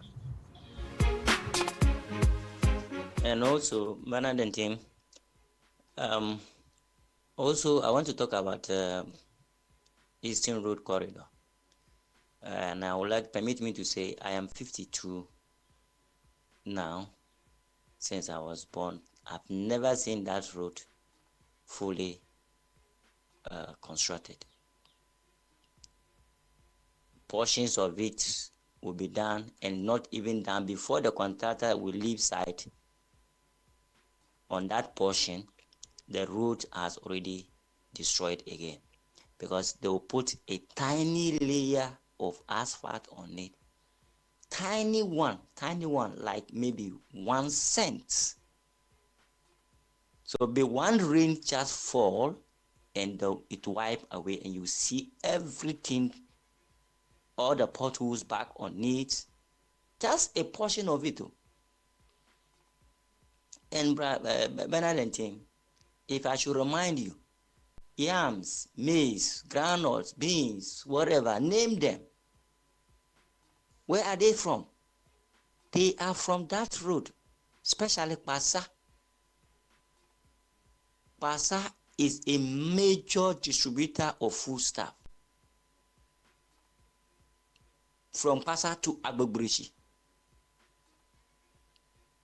And we had, since I was born, that road is never in good shape till I'm 52. Why? What did they deserve? What did they do to deserve this punishment? What did they do? We did nothing.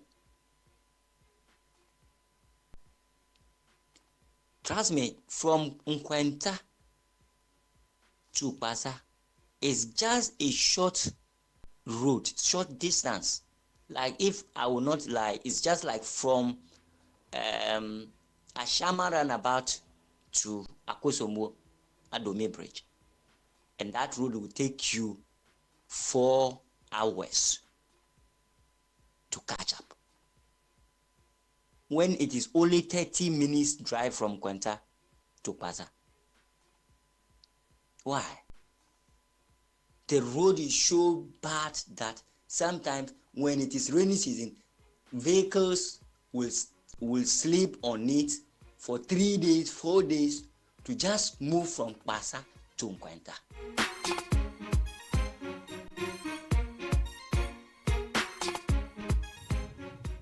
Good morning, Bernard and team.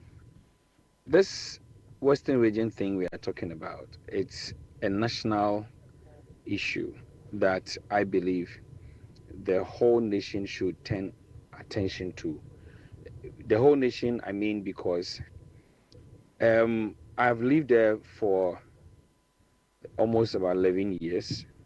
I don't come from that region, but let me tell you, from what I know, Western region contributes between 60 to 80% of Ghana's progress in terms of we have the gold, bauxite, diamond is there, there's manganese oil, and there's cocoa, there's rubber. We have the second port of this country from Western region. We have all the quarries, and let me tell you, majority of these Chinese companies that are manufacturing ceramic products are picking all their materials, raw materials from Western region. And it is a major hub for this business to grow, this 24 economy to grow. And then again, the roads are very poor because, like you said, all these trucks are applying these roads that are more than 50 years. So most of these roads in Western region, they just do patches. They don't do the road. And knowing that this is the road that gives you all these revenues, you need to construct the road to the extent that people can or trust can apply this road, and then they would have their peace. Then you would have this what they call the Azaway Bridge, and they are taking 100 Ghana cedis, 150 Ghana cedis each truck that passes there, and this money goes into individual accounts. Sometimes you need to carry cash. Bernard, it will surprise you to know that Western region needs a whole nation's attention over there. Don't talk about even the youth.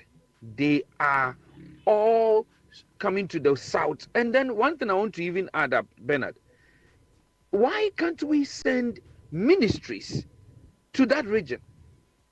Look, the region that produces or gives you everything you need in this country. Why can't you send a ministry there? Why are all the ministries in Accra and the ministers are sitting in Accra? I don't see why we don't have a ministry, a whole ministry, so that people can go there. Look, you were talking about tourism. Western region has the best hotels in Ghana. I'm telling you, go there and see. Go there, go to Buzia, go to Axim Beach, mention them. They are there. But we are crowded in Accra, thinking that this is where the capital is. Accra doesn't deserve Ghana's capital anymore. We need to move it to Takoradi. And that is where the whole issue is. Thank you.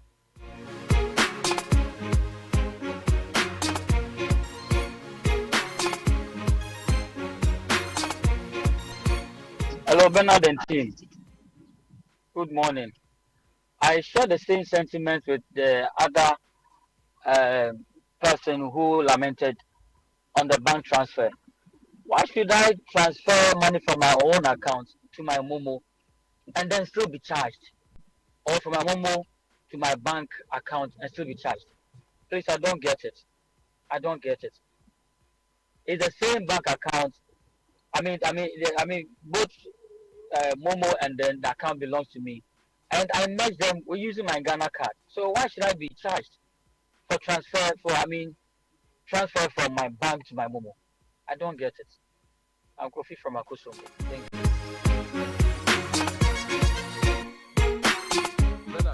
Please, good morning. My name is Eben. Please, my brother who mentioned that from Old Ningo through to Amiam, through to Mango Chunya, Aitepa, to Dawa, to Adan, the road has never seen quota before. It's partly not true.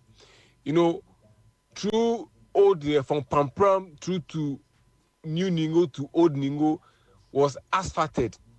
Just that when they were constructing the sea defense project, the boulders, they spoiled the road.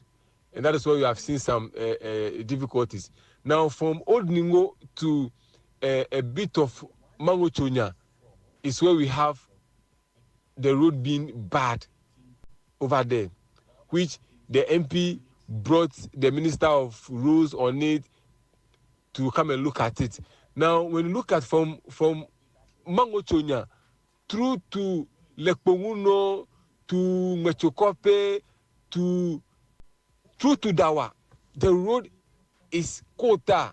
It is quota. It's not asphalt, but it is quota. That, in fact, you can really had a good ride on it, and people are even calling for speed ramp to be done on that particular stretch to take it through to Adan. Yes. So maybe my brother has been in town for a long time. He can try that particular stretch again and see how it is. But yes, we have a challenge from Old Ningo to Ariam.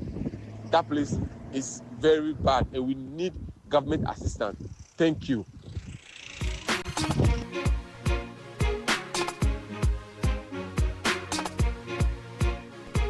Hello, Bernard. Good morning.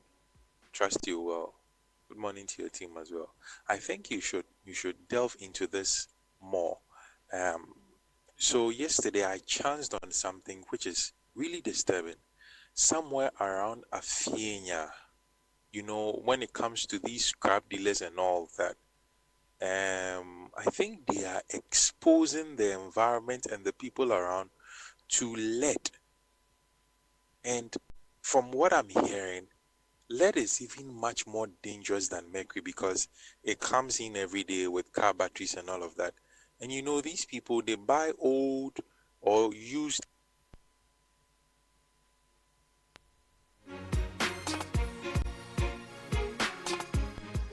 Bernard, I have one question for the minister and whoever cares to listen.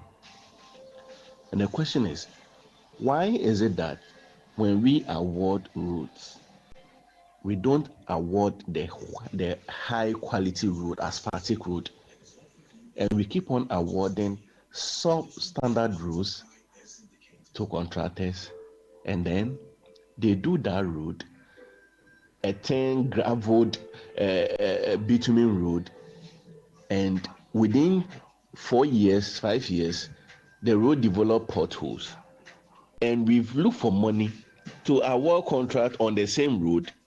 3 to 4 years, it develop another problem. And why are we doing this?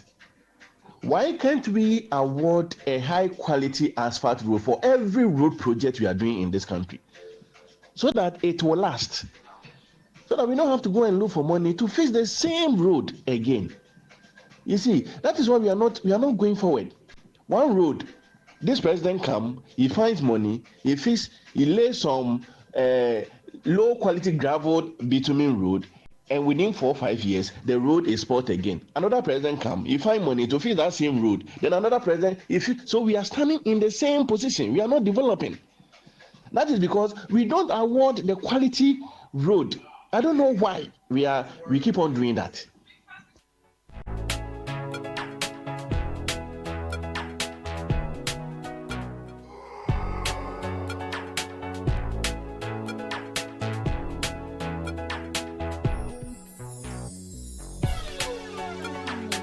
(30:09). What are we doing? Voices from Ghanaians. Many complaints about roads, a few about charges on their bank transfers.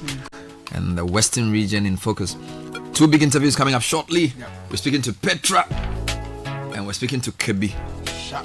But let's talk about a couple of things. Tell me about Nyansapo Institute. Yes, Jibu Water. Parents, yes. And if I need food to buy, where should I go? So let's start with Nyansapo. Dear parents, the world is fast changing and is driven by AI and technology. Will your child be future ready?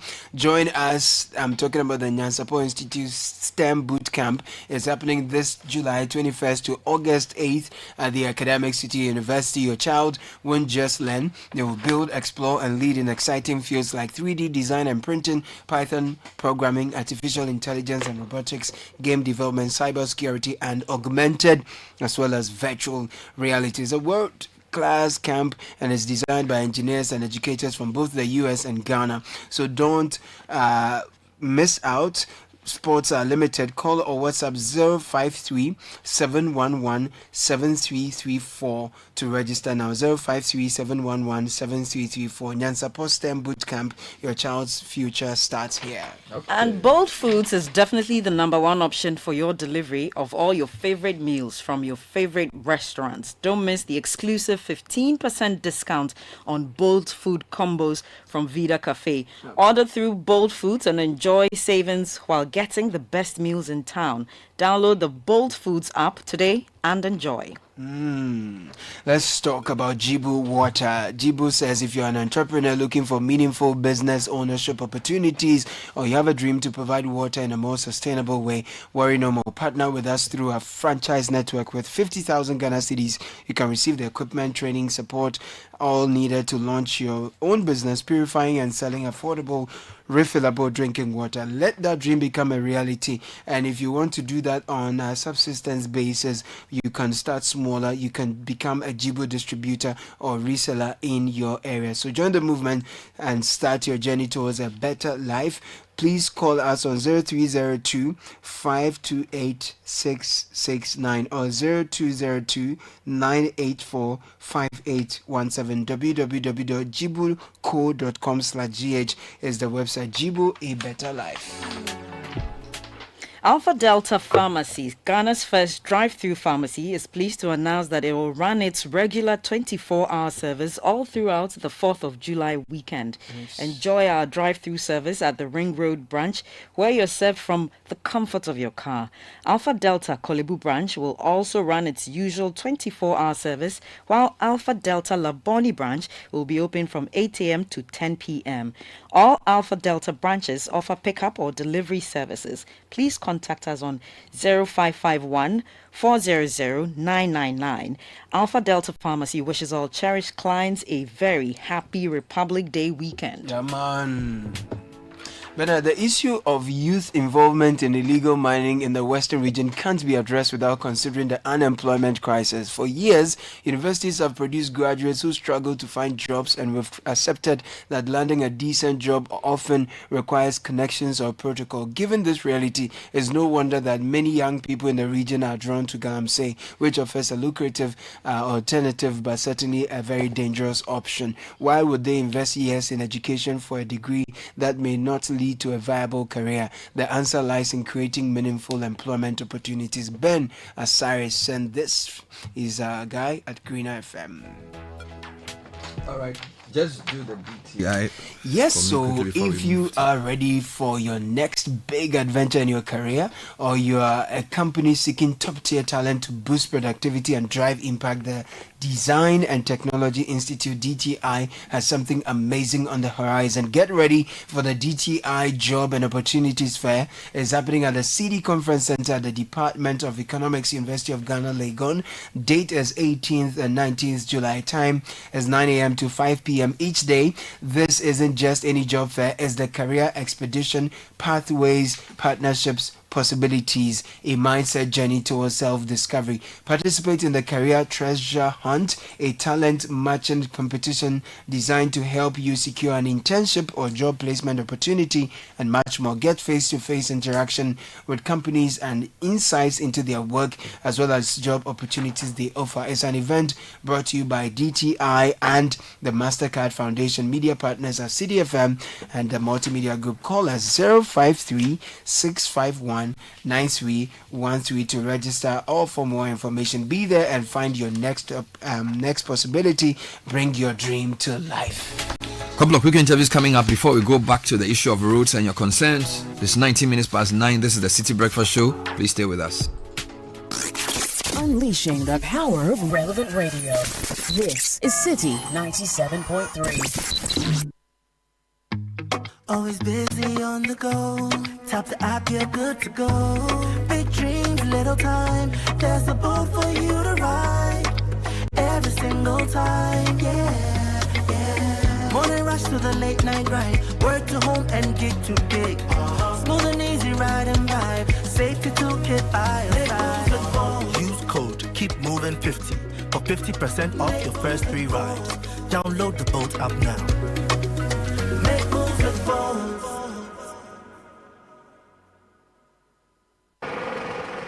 So what goes into building quality structures? I mean, literally, what goes into it? Wujaf, you don't want to be sitting here somewhere worrying whether or not you did a really good job. It'd be very simple equation. If there's no diamond cement in the mix, massa, forget it. Don't start cry. Menye, diamond cement has been providing builders, block makers, and construction companies that peace of mind for years. Diamond cement is 42.5 R grade cement. Unbeatable quality made right here in Ghana. And because we have your pocket in mind, we provide 32.5 R grade so that everybody getting on. No long talk, Jack. If there's no diamond cement in the mix, don't start. Locate Diamond Cement Ghana Limited nationwide with factories in Aflao, Takrade, and Buipe, or call 0244-313-368 or 0540-111-978 or 0202-021-175. Diamond Cement, still as hard as a diamond. World #1 Brown Hire LED TV and home appliances got mega up to 5,000 cities price drop at all Electoral showrooms. First time to shop higher air conditioner, LED TV, refrigerators, washing machine, chest freezer, range of appliances at unbeatable prices on every purchase. Exclusively at showrooms. Rush now while stock lasts. Check our website and social media pages for more details. Electral, your world of electronics.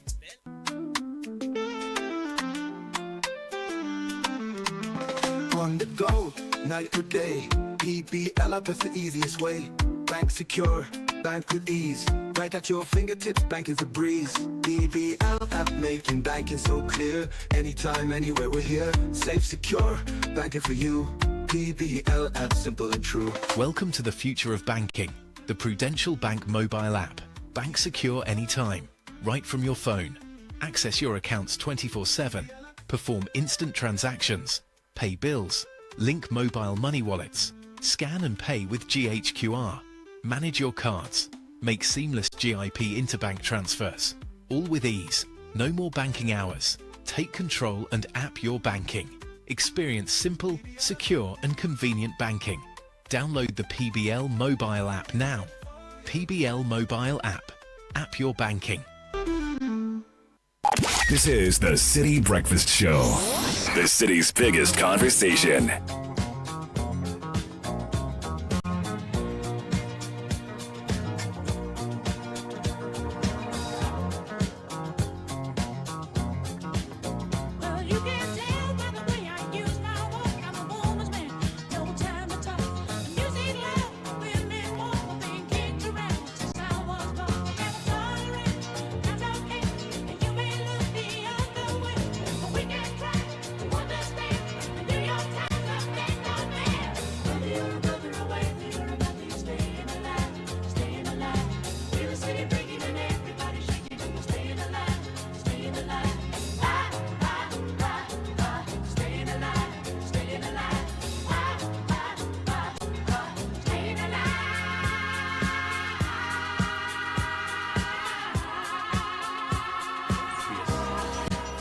23 minutes past 9. We're still on the City Breakfast Show. We're talking to friends from Petra Trust. Eugene Brekrang is the GM. Sonia Oklu is a product manager.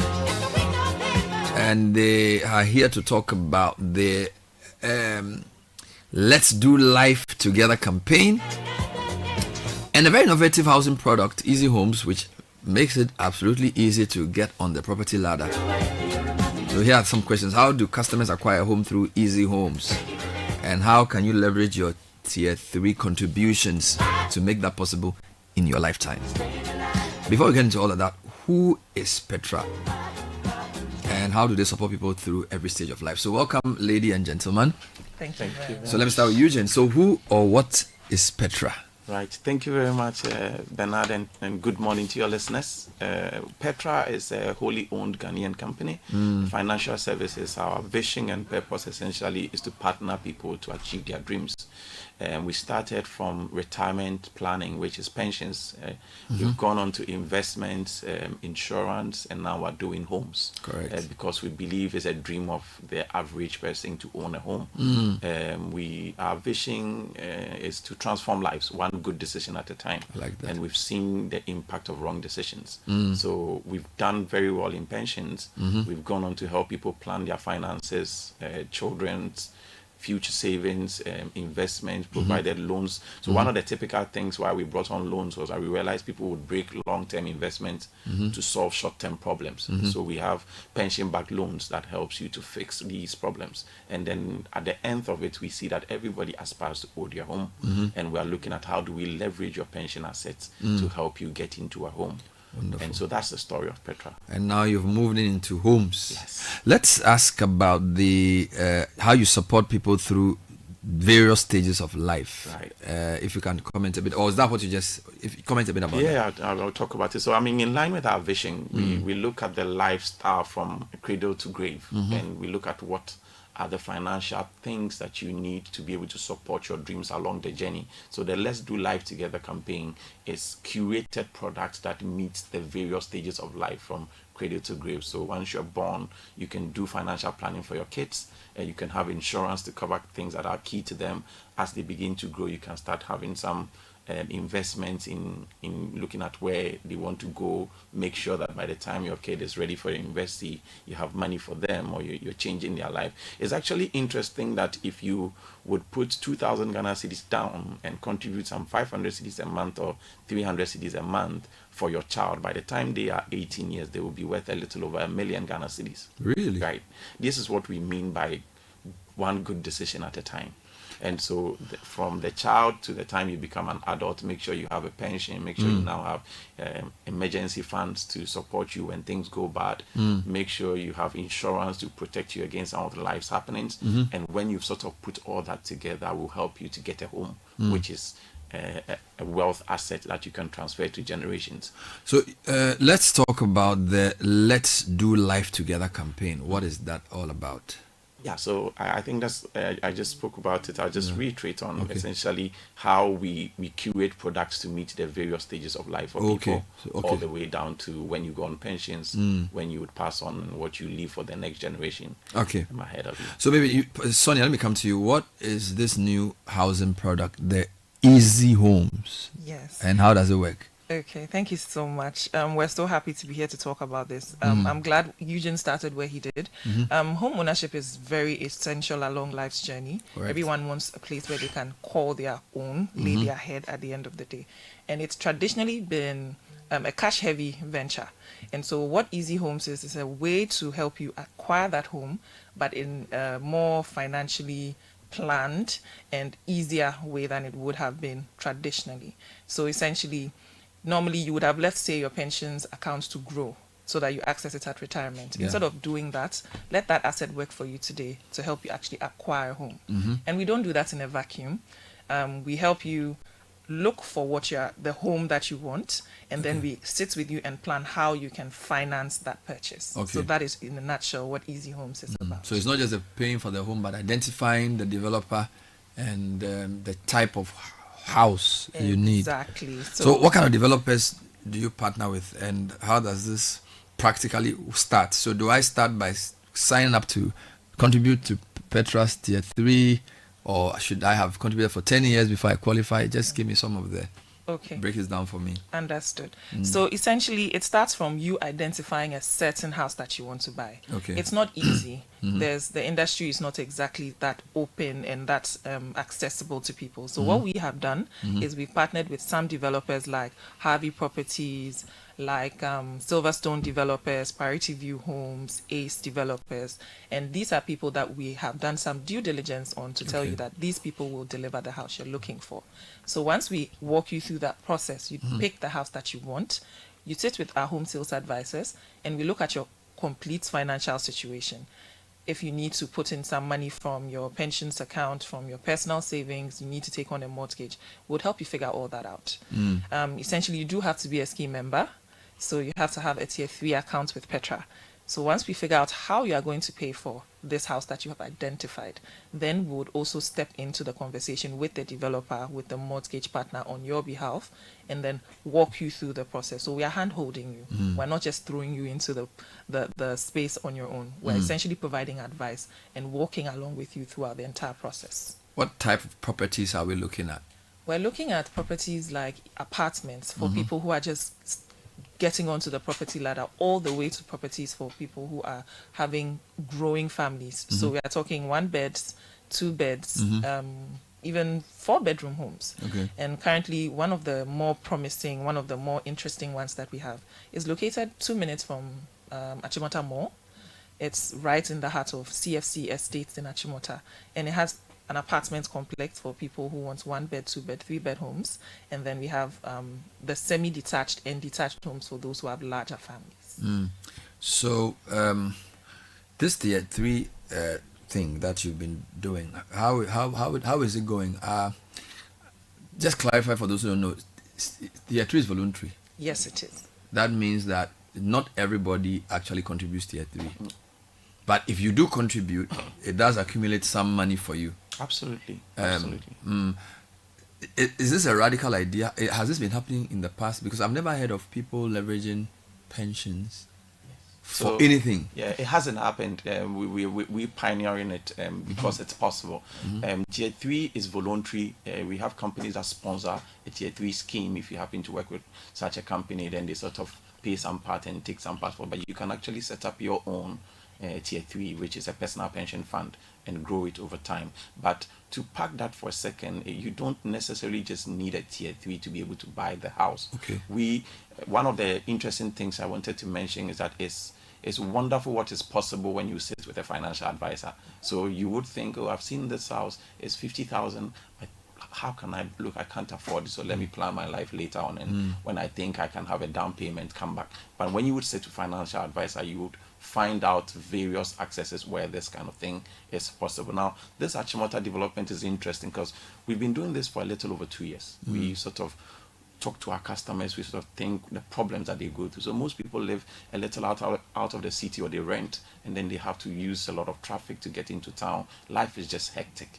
And so they are looking for properties near the city that doesn't cost so much. Unfortunately, that's very difficult to find. So in this particular development, we've been able to find a confluence for that, where the developer is willing to offer properties starting from $50,000, for example, in Achimota, very close to town.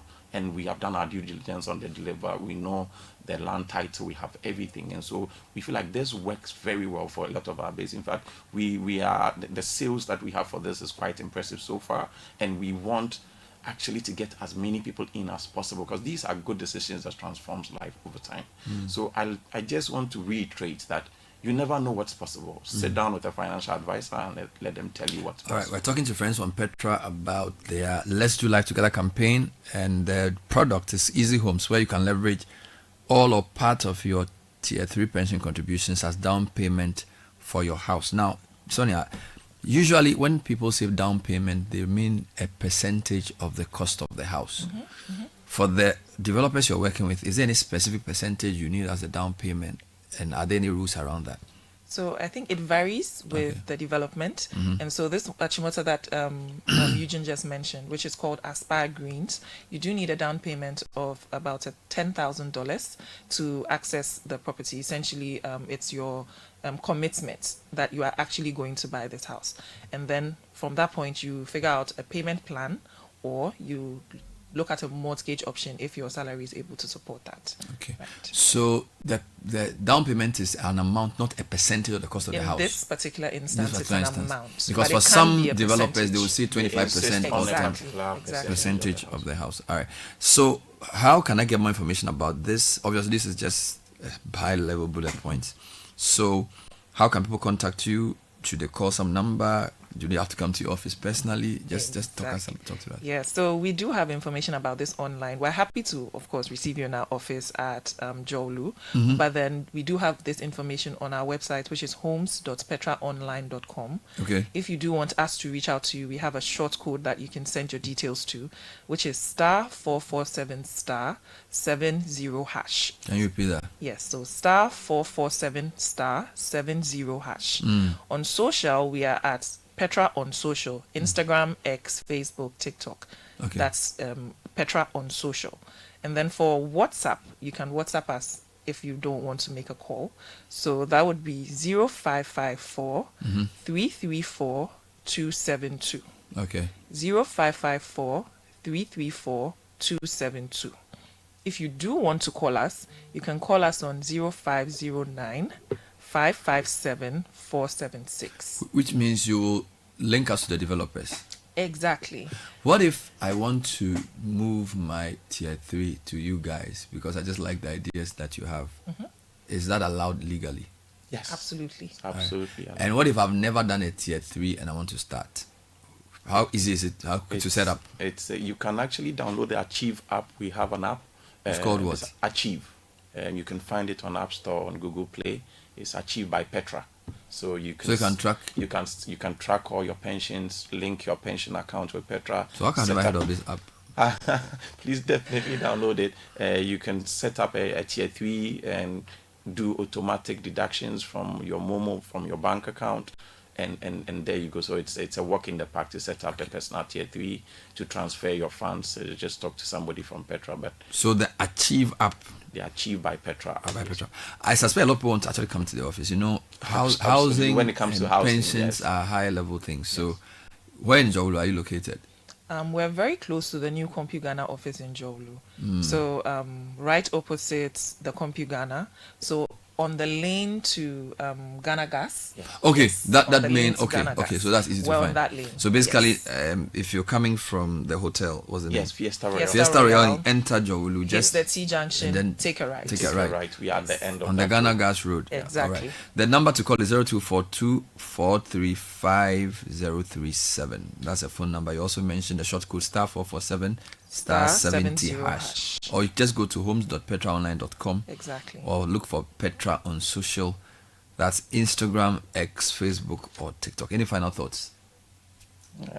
I'll let you take the first fix of that. Okay, so we're really passionate about having our customers, real Ghanaians, essentially buy homes and live in real homes. Correct. And we know that renting is not exactly cheap in this country. Neither is home ownership as well. But what we've tried to do is find a solution that works. We don't just talk to any developer. We talk to developers who are interested in doing this at reasonable rates. Wonderful. So we're encouraging everybody, reach out to us. Let's sit down, like Eugene said. Let's look at your entire financial situation and see how we can help you buy that house. Thank you very much, Sonia Oklu and Eugene Birikrang, both from Petra Trust, discussing a new product. It's called Easy Homes, and it's part of the Let's Do Life Together campaign, leveraging your tier 3 pensions to get on the property ladder. 9:37. Stay with us.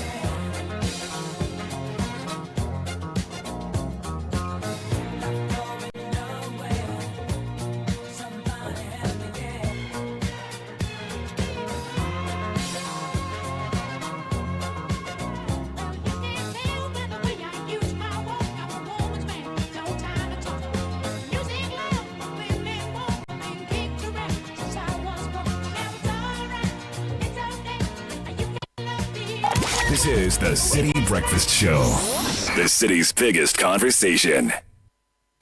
So you need a vehicle tracking system to manage your fleet. But how do you choose the right company for real results? Most tracking companies just sell you a system and leave you on your own. But at Nsroma GPS, we go beyond that. With expert consultation, real-time tracker monitoring, emergency support, and constant updates, we make sure you maximize savings and efficiency. Join hundreds of businesses that trust Instroma GPS for world-class fleet management. Call 024-676-7662 now for a free demo. Instroma GPS. Your choice, your savings.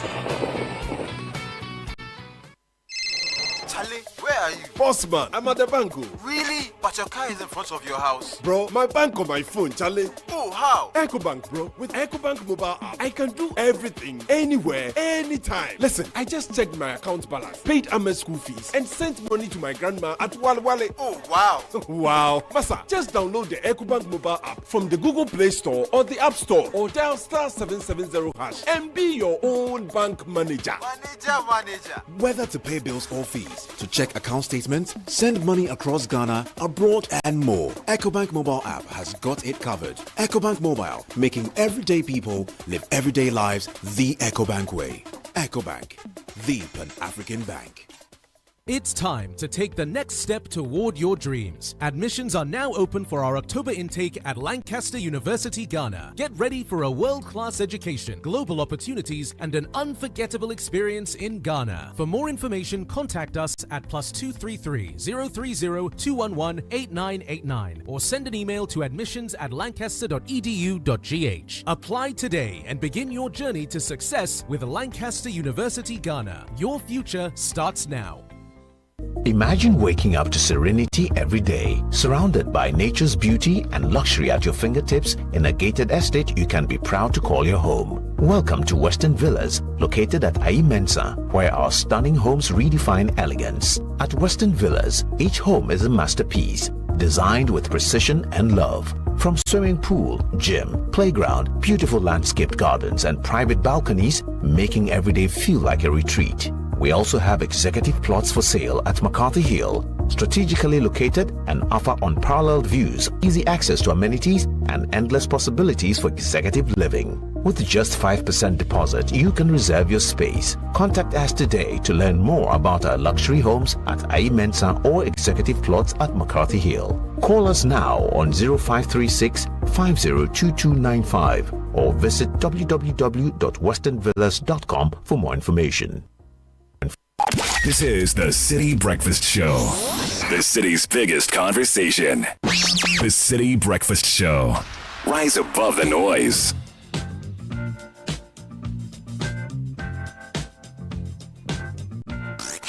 Unleashing the power of relevant radio. This is City 97.3. I believe in miracles. Where you from? You sexy thing, you. I believe in miracles. Since you came along, you sexy thing.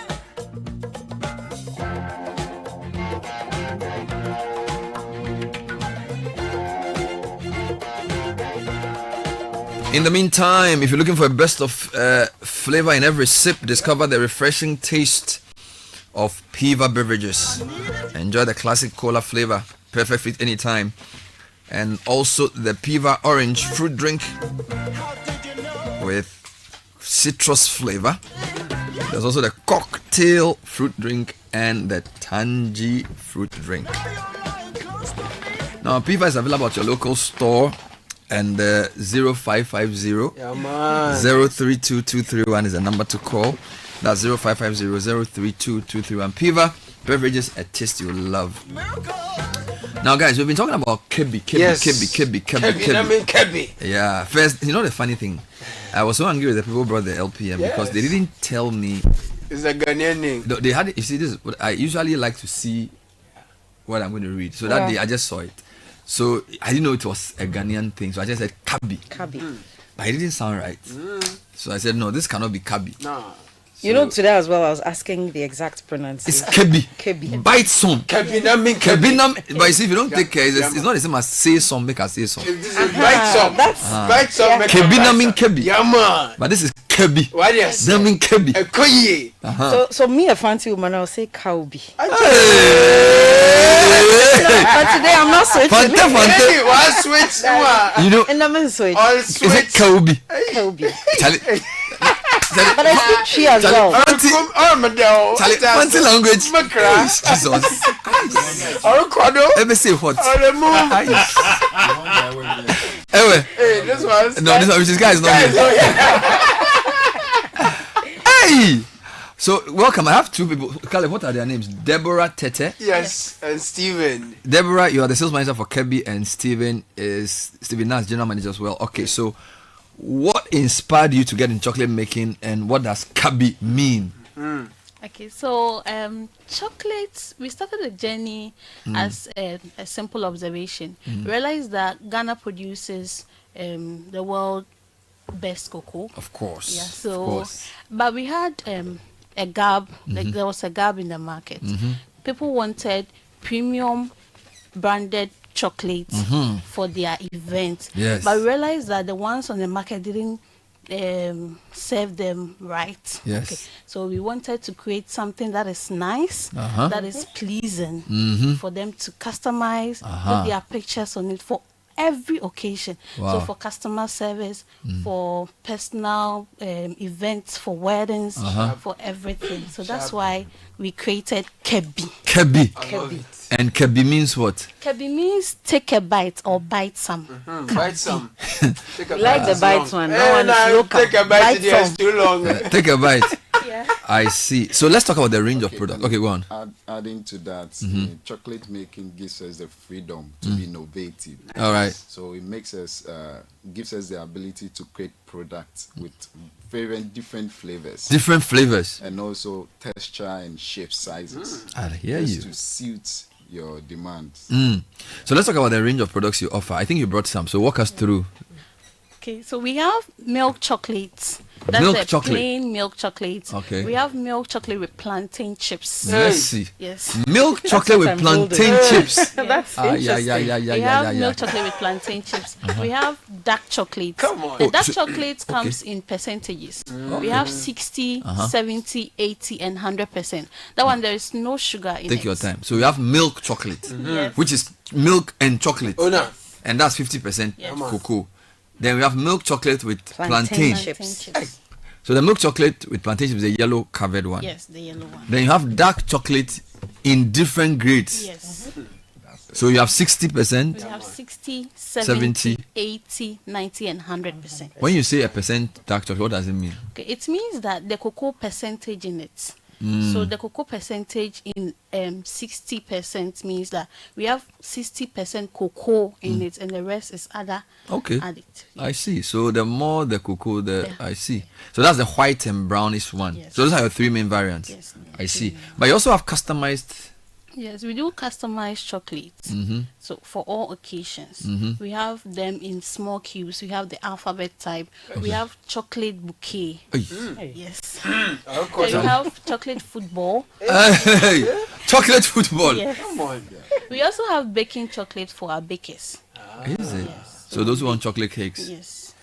And we do have cocoa nibs, cocoa powder. Come on. Chocolate roses, the product. It's a chocolate, Ebu types. Chaka. That's where the innovation. You sport there. You can do Chocolate roses. Chocolate roses. You can do a lot with chocolate. Now, can you share some success stories or milestones you've achieved? By the way, how old is the company? It's a decade now. Oh, 10 years. Yes. Wow. How come I never heard of you? Yes, we started with greetings from Ghana. Okay. Yes, then we later got the Kabi. Kabi. So do you export your chocolate? Yes, we export. To which countries? Yeah, we now sell at in the US, France, and Switzerland. Amazing. Yeah. So you are competing with some of the big chocolate Yes. making countries. And that's part of our success story. See, we've moved from a household name to now a global brand. Hey. So you can find Kabi US and in some part of the European countries. Yeah. So when you go to France, you can find our product there. And we have our sister company in US called Kabi UPSA. Are you a big or small company? We are small, big.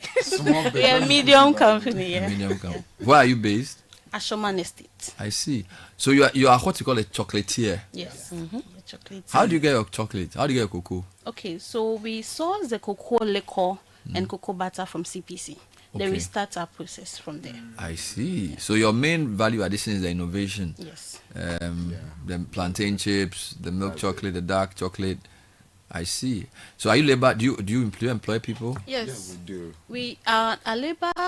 Our labor force is around 12 to 20. So it's a small company, Yes, but you're able to export. Yes, yes, And they are able to meet demands. How are the people abroad rating your chocolate? Do they like it? Yes, they like, especially the plantain chips. Chocolate with plantain chips. They really, How do you do like it? So you can't, shall I open the thing, make me see? Chocolate with plantain chips. No, for commission that thing. And second thing is, there is this dark chocolate movement. People love dark chocolate movement. Yes, people love chocolate with no sugar and no dairy. Shall I break some? Yeah, that's me. That's what I like. That's you. Healthy. So there's a perception that dark chocolate is healthier. Yes. And that's my product of choice. You can't even tell. This is the. Please break the plantain chips one. Plantain chips. The way you've done it is like grits. What is that? Was that the what do you mean by it? It's not a flat bar. It's like a. No, this how our bar is. Yeah. So this I'm saying design. Yeah. So what is the called? It's like a grid. You break it into pieces. Yes, you can break it. So this easily makes you to take a bite and someone takes a bite. So that so Kabi just comes in. So that's the take a shape bite, of the mold. then Charlie, give some to someone. Make a know. Yes, plantain. That's the same. Say make a know the chocolate sauce. Make a know. You know the crunchy. Usually you have this chocolate that they add nuts. Yes. These plantain chips. Yeah. When I was when you're eating something, Charlie, I was make a know the chocolate sauce. Make a know. So there's another variation. This is cornflakes. Hey. Kabi. Charlie, Caleb say he wants to know the chocolate. No, I forgot that. Oh, Kaka, why they keep that? Wait, in secondary school, how did you used to say they should give you some? I don't know. You say, Charlie, make a know. No, this is new. You say, Charlie, I lost make a know the Gary small. I mean, I want to eat some. It's not bad. It looks good. You know what's up? Or you want the dark chocolate? Yeah, I want the dark. You want the dark chocolate? How much does it sell? Okay. The large is 40 cedis. And the medium is 25 cedis. Whoa. Yes. Some people complain that chocolates are too hard. Is this soft enough when you sell it abroad? This is very soft. Because some of us, our teeth is not hard. Yes. We are that about. And this melts in We are your not like mouth. Quickly. Yes. Yes. No, the one with the plantain. No, it's nice. Arukod. And you also have which one is this one? This the cornflakes. Chocolate with cornflakes. Go come and taste. So Now, where can we get this chocolate to buy? We currently sell at Palace Mall. So all Palace Mall shops you can get Kabi, and we have we sell at Wild Gecko, Megmart, and some pharmacy shops. Programs manager, come and open the document. This one is plantain chips chocolate. And give us your verdict. And you can also order directly from us. You can also order directly from us. I want you to announce your numbers and how people can get you. You say you are in which what? Megmart? Megmart, Wild Gecko, I need more. Palace. Megmart, Wild Gecko. Where is Wild Gecko? Wild Gecko, they have a branch at the airport and also at Shiashi. Yeah. So that and they sell a lot of these artifacts. Yes. So they are there. Wild Gecko and Megmart is where? Megmart is at Laboni and one is at East Legon. Can you give me a number for people to call to order? Yes. Our number is 0243 827724. 0243 827724. Is there a WhatsApp number? Yes, it's a WhatsApp number. Say, please, I need chocolate. This box is there's how many in it? 10. So you can send this to your friends abroad. Yes. How much does it cost? This is about 500 cedis. No, 400. 400. Yes. But if you want it customized, we only charge 100 cedis for the customization. Making 500 cedis. No, good, nice. How is it? We are not supposed to eat on air, but because we are discussing chocolate, we have to eat. So this one, Simon, forgive us. But you can also try the This dark is chocolate. good. It's not too bitter. It's not dark too bitter, chocolate, yeah. The dark chocolate. Yeah. Oh, this one I'll is wait on it's this okay. I like the Who is the founder of the company? Ikuya Obiniwa Donko. Ekuya Obinima Donko. Yes. What does she do? She makes chocolate. She's a chocolate maker. Yes. She's a Ghanaian. Yes, she's a Ghanaian. Ghanaian woman-led. Yes. Yeah. That's exciting. Affirmative action for. Yeah. So you can call your number 0242 0243 0243 82 7724. Yes. Wonderful. No more some money. You can't say anything, we are eating. So you don't have anything to say. You make a no for the second round. You want to know more the chocolate? I want no more, the good. You should have come to But prefect. the plain milk too is nice. You It's can not try bad. that Plain one. milk, The plantain chips one they be. No, the plantain chips they go on. They be pan. They be fire. Please look for Kabi chocolate. Kabi. Kabi no mean Kabi na sempa. The Gen Z say it slaps. Yeah. It slaps. They said the Ekoye. So the Gen Z already follow them. I understand. Charlie. The Gen Z, How do the you way tell they me talk. something slaps? I thought they would have said it's chocolating. No. The Gen Z there, you don't go there. It's giving. And those kind of things. Yeah. You can't understand them. Bernard, you know, this coming Monday is the chocolate day. Oh. I thought it was so bad. International Chocolate Day. Okay. Because our chocolate day is Valentine's Day. Yes. International Chocolate Day. Yes. It's when? Monday. Monday, 7th. Really? 7th July. 7th July. Okay. So we actually making a promo. We give 30 gram bar on every purchase that's been made during that day. So Is it? that day, on the 7th. And that promo will still be open on the customer service week, somewhere in October. Yeah, are you on social media? Yes. We What's are your on address? Instagram, Facebook, and all the social media handles. It's What's- Kabi Chocolate. Kabi Spell it. Chocolate. KABICHOCOLATE. So Kabi Chocolate on Instagram. Yes. On Instagram, on Facebook, on TikTok. Yeah, everywhere. Everywhere. You're on TikTok Yes. with chocolate pictures. People eating chocolate. Yes. Wow. No, I didn't know that thing. All right. So I've been speaking to Deborah Tete, who is the sales manager for Kabi Chocolate, and Stephen now. He's the general manager. Thank you. I want to go and talk about roads. So you can go now. And they did a nice chocolate with my face on it. What? Very nice. So I'm going to keep this. No, big man. Yeah, okay. man. About the boxes, how? Are you, no. You don't go to the palace, whatever you go, it has to be left there, God bless you. Oh, wow. God bless you. Kabina mi Kabi, God bless you. No, but we have something from Mr. Kwame. How many won an award? No, a minute. You don't have a chocolate song. Mr. Kweku David. Kweku David. Kweku David is on. Yeah. Channel 1. Channel 1.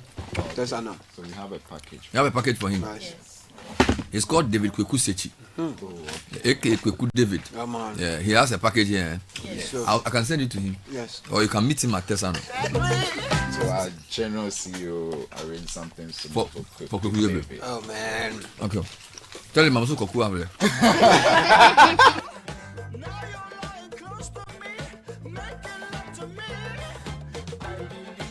All right, can you read the message for me, Caleb? Bernard, I customized Kabi for my dad's 70th birthday and I've not been able to eat it. The packaging is so nice. It's so nice. I live in Berlin. I bought 50 pieces of their chocolate from Ghana and gave it out at my university. People really loved it. Yeah, I'll send So those that of you listening Berlin. from abroad, if you want to make a good impression about Ghana, talk to them about a chocolatier whose chocolate represents the best of Ghanaian female entrepreneurship and about value addition, Yeah, man. value chains, Yeah, man. ethical sourcing of products, Sharp. all those nice things, economic development. You know, those are the things that you can sell. So when you are in Europe, in America, they say, "Who are you?" My name is Francisca. I'm from Ghana. Yeah. And we produce the best chocolate. This was produced by a woman. They will pay premium for it. Yeah. That's where the world is headed. In fact, next time I'm doing a bunting for that. In fact, Kabi, you have to support Caleb on his Beyond Borders. Beyond Borders. When So I'm going, when he finishes meeting the people, they say, Once "By the it's way, peaceful. I'm from Ghana. Yeah, man. This is Kabi chocolate. Borders, yeah. We produce the best chocolate in Ghana." Okay. Then you offer it to the president. You Sharp. offer it to the. Charlie, it's a powerful thing. Sharp. So please, Kabi, you know what to do. Caleb wants to finish all the chocolate. Caleb, the way Caleb is eating the I don't know chocolate. that thing. Charlie. All right, guys, thank you for being on the show.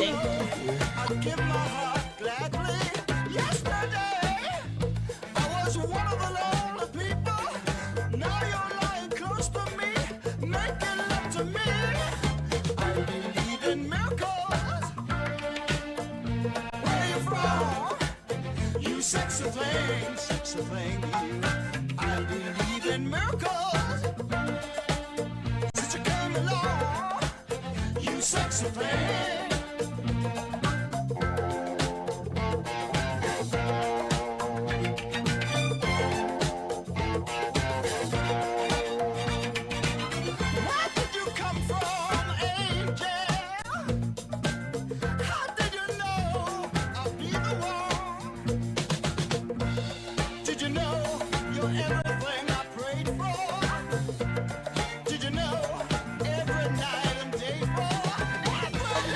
So what a day. I wanted to bring more road issues, but I think we've had a lot for the day. Started with roads, talking about Takrady a bit, and then where did we even end up? I don't know. We spoke about something else. I forget what it was, but thanks for listening. Thanks for contributing. And Ejubi, we are faking things in the University of Ghana. Yeah, man. I say alumni top. I have a funny one. It's the light blue and then the black. I don't have the deep blue. Why? I like this one. Pascaline didn't give me some. This one was from the VC. I work with the Public Affairs Director, but they gave me a different color. They didn't give me the deep blue. So Pascaline, song sorry. Yeah, man. If you are listening, you know what to do. She's listening. I need the deep blue one to sew a shirt. Sharp. You know when I interviewed the US, I was sewing one. Yeah. But that one was a mixed. It was black and white. So we mixed two materials. We mixed the black and white with then the light blue. But I don't have this one. But this one will look good on me. So this one is shabby. Yes, not Kabi, shabby. No, shabby. So Pascaline song sorry, and Joanna. Over to you. The ladies at the Public Affairs Directorate. You know I'm your people. 10 o'clock. Yeah, man. Tomorrow is the holiday. Tomorrow is the first holiday we lobbied for. You know, the Republic Day was on Tuesday. But you know the sad part? We have to come to work for the first 4 hours. I wish I could stay home, but we'll have to come and start the show for I'll be at work the entire day, so. Charlie. Now I feel bad. I'm grieving. Yeah, I feel bad. But I will come and do the morning show from 6 and then till 10. Yeah, man. Till 10. So we'll see how it goes. But at least the rest of the day can be spent holidaying. So yeah, if you want to travel to, you can travel tonight after work and come back on Sunday night. Have an extra weekend. Thank you, Caleb. Thank you, Francisca. That's all we have time for today's edition of the show. Ejubi, we are faking things. It's already here with Citi News at 10. Take it up. Coming up, new